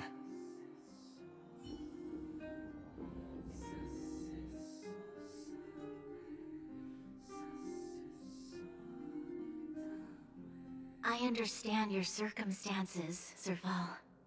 I respect your choice. It was my mistake to make an unwarranted request without considering your own wishes. Allow me to offer you my apologies. I hope you don't take this matter to heart. No need, Bronya. You're a Supreme Guardian now. Don't let a little thing like this... Besides, I'm the one who should be apologizing. I've put my own personal reasons ahead of Belobog's reconstruction. I get it, Serval. After all, you and Mother...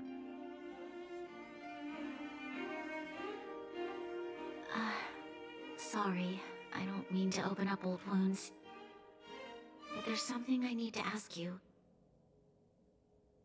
This guitar, I found it after going through Mother's old things. She was never a music lover, so I thought this might be connected to you. Cocolia... You... Huh? It's nothing. You're right, it does belong to me. In fact, it once belonged to me and Cocolia. It was our shared treasure. If you don't mind, Bronya, could I take it back to the workshop? Of course. I'm sure there's a story behind it, but that's between you and Mother. I won't pry. I hope you have an amazing journey, Serval. Do remember to visit home when you get the chance. I will. Thank you, Bronya.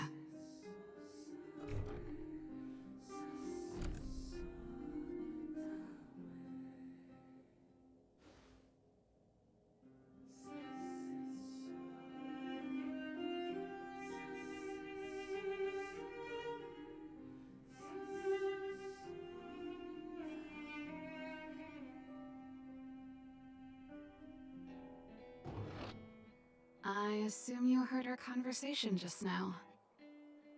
I didn't expect her to be so open-minded. And she didn't even try to persuade me to stay. She didn't summon me just to return the guitar, did she? I wouldn't rule it out. She's good at reading people's minds. She would have known that you'd never set foot in Klopoth Fort voluntarily. After all these years, I never thought I'd set eyes on this guitar again. Guess we're stuck with each other.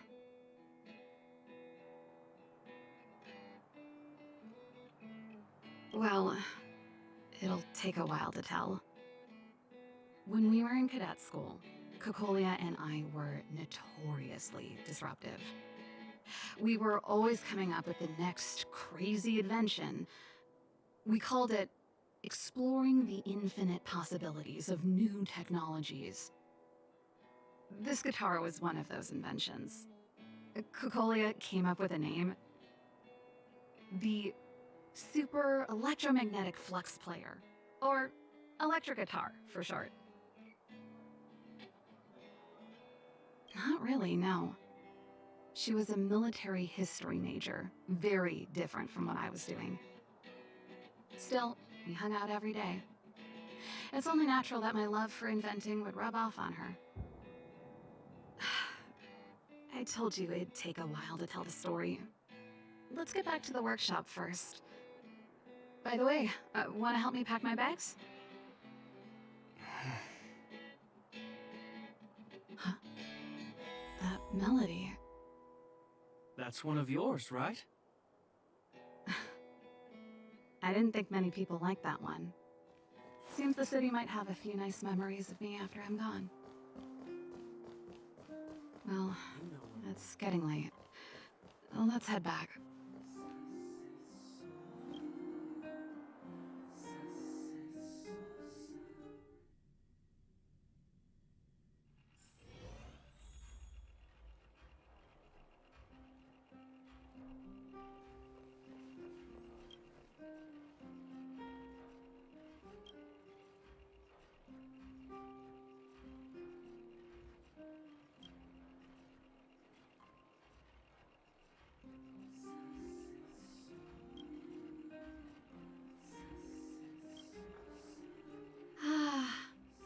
There's no place like home.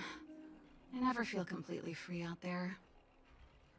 Japard, can you lend your dear sister a hand? Help me pack my bags. Am I allowed to refuse? This place, just looking around gives me a headache. Okay, I promise this is the last time. I'm about to go traveling with him. Who knows how long it'll be before I can visit home again. You should help me pack while you still have the chance. Fine. I'll give you a hand. You just need to make yourself at home. You've done plenty of work already.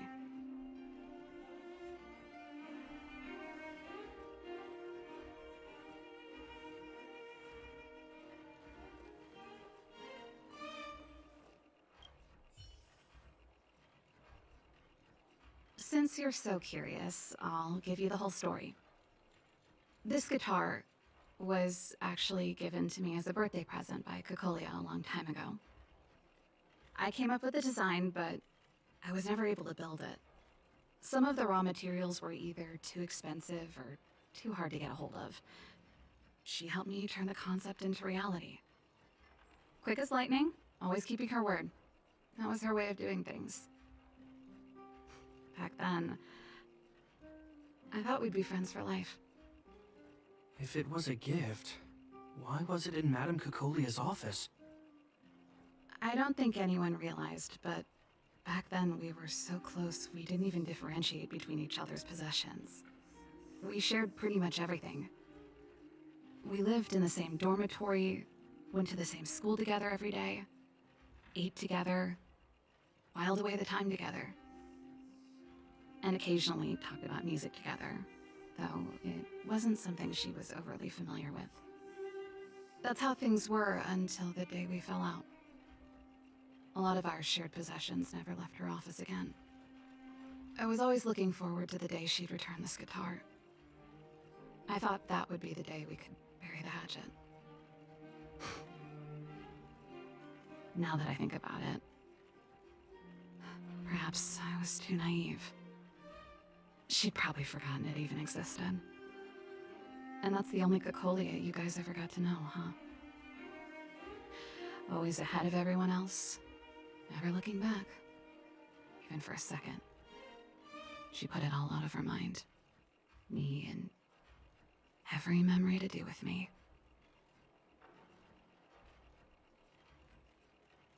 You know, but that's what makes it harder. Let bygones be bygones, sister. How did the conversation get so heavy again? No good. Let's talk about something interesting. You know something, Japard? That guitar case in your hand and my guitar? They're both from the same prototype. The Super Electromagnetic Flux Player. I never knew your guitar had a connection to me, too. Quite the story.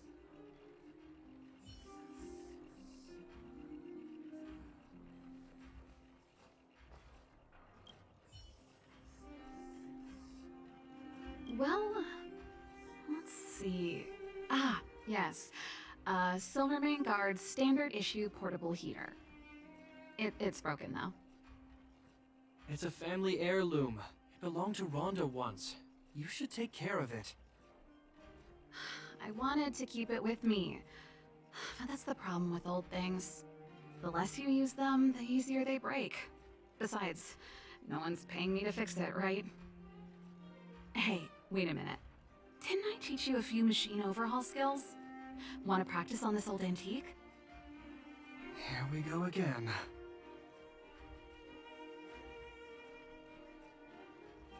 You don't have to do everything she tells you. The principle behind this machine and the one you fixed when you first came to the workshop is the same. You'll understand when you see it. So, I'll leave this one to you. In return, how about I tell you the backstory behind it?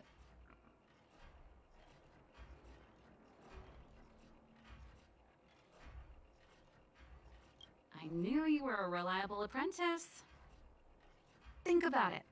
You helped me fix my machine the first time you came here, and now you're helping me the last time, too. That's called having a beginning and an end, right? Well done for putting up with her for this long.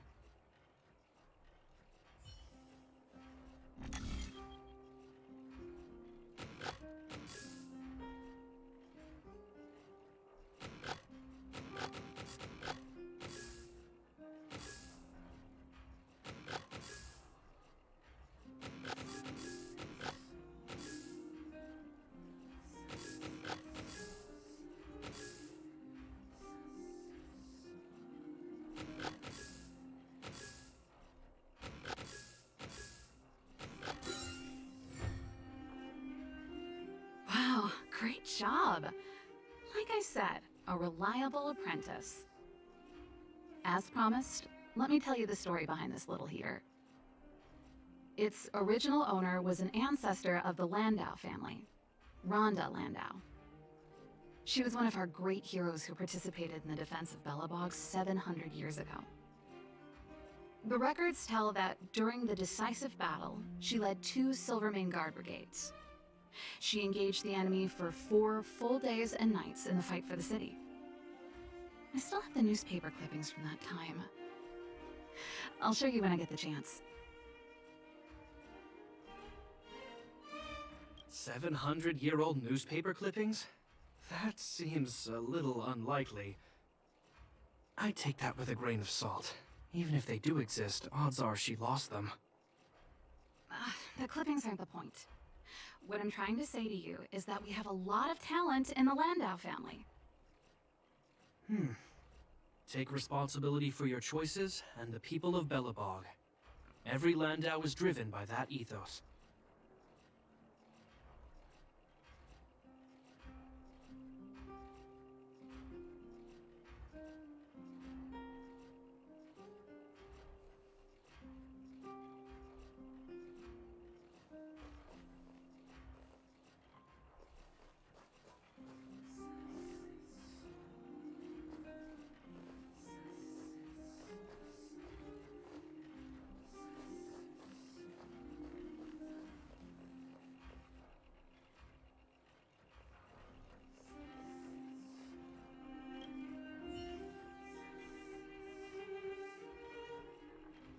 Oh, that's a letter I was gonna send to my mom. I haven't even finished writing it. There's nothing personal in it. Have a read if you like. You're still writing to Mom and Dad? Only to Mom. You know, I still don't get along with Dad. You know, Serval, if you're really leaving Belobog for a while, you should pay them a visit first.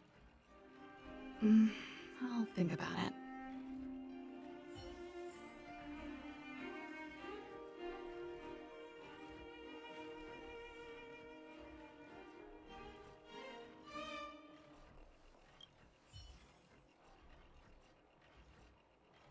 Oh, that? It's a botanical specimen. Little Lynxie sent it during one of her research trips. As for the name, I can't quite recall. Snowman's Palm. And Little Lynxie is the youngest sister of the Landau family, by the way. Ah, yes. Snowman's Palm.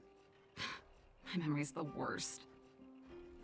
It's the only plant here that looks like it's still alive. Hey, watch it!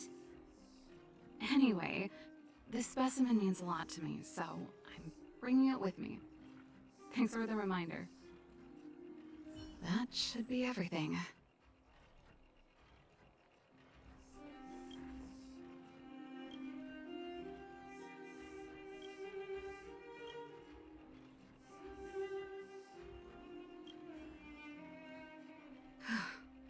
Finally. I think I must have left cadet school with about the same amount. No easy job. Serval, I want to ask you again. Do you really want to leave Belobog and go with the Trailblazers? Of course. This is a once-in-a-lifetime opportunity. I can't miss it. What's wrong, Japard? Oh, I see. Can't let go of your dear old sister, huh? Forget it. I don't want to complicate things for you. But before you leave, I have one last request to make. The garrison is heading down to the underworld soon, to survey the situation around Boulder Town. Why don't you come with me? Huh? You just said you didn't want to complicate things for me, and now you're sending me on a mission. Aha! You just want to spend as much time as possible with me before I go, right? No, it's not that. I've heard there are a lot of old energy hubs in the underworld, and you're probably the only person in Belobog who knows how to inspect them. Since you're leaving one way or the other, why don't you do the people of the city one last favor before you go? Even at a time like this, you're still thinking about the people. I don't know what to say. All right, I'll help you out.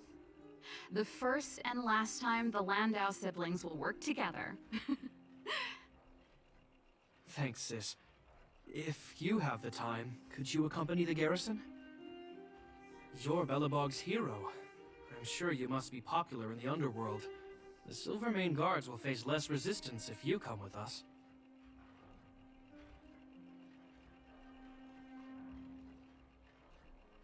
Thanks. I'll contact you when the guards have finished their preparations. I'm tired of packing. Let's leave it here for today. Thanks for your help. I drank all the tea. Why am I getting sleepy?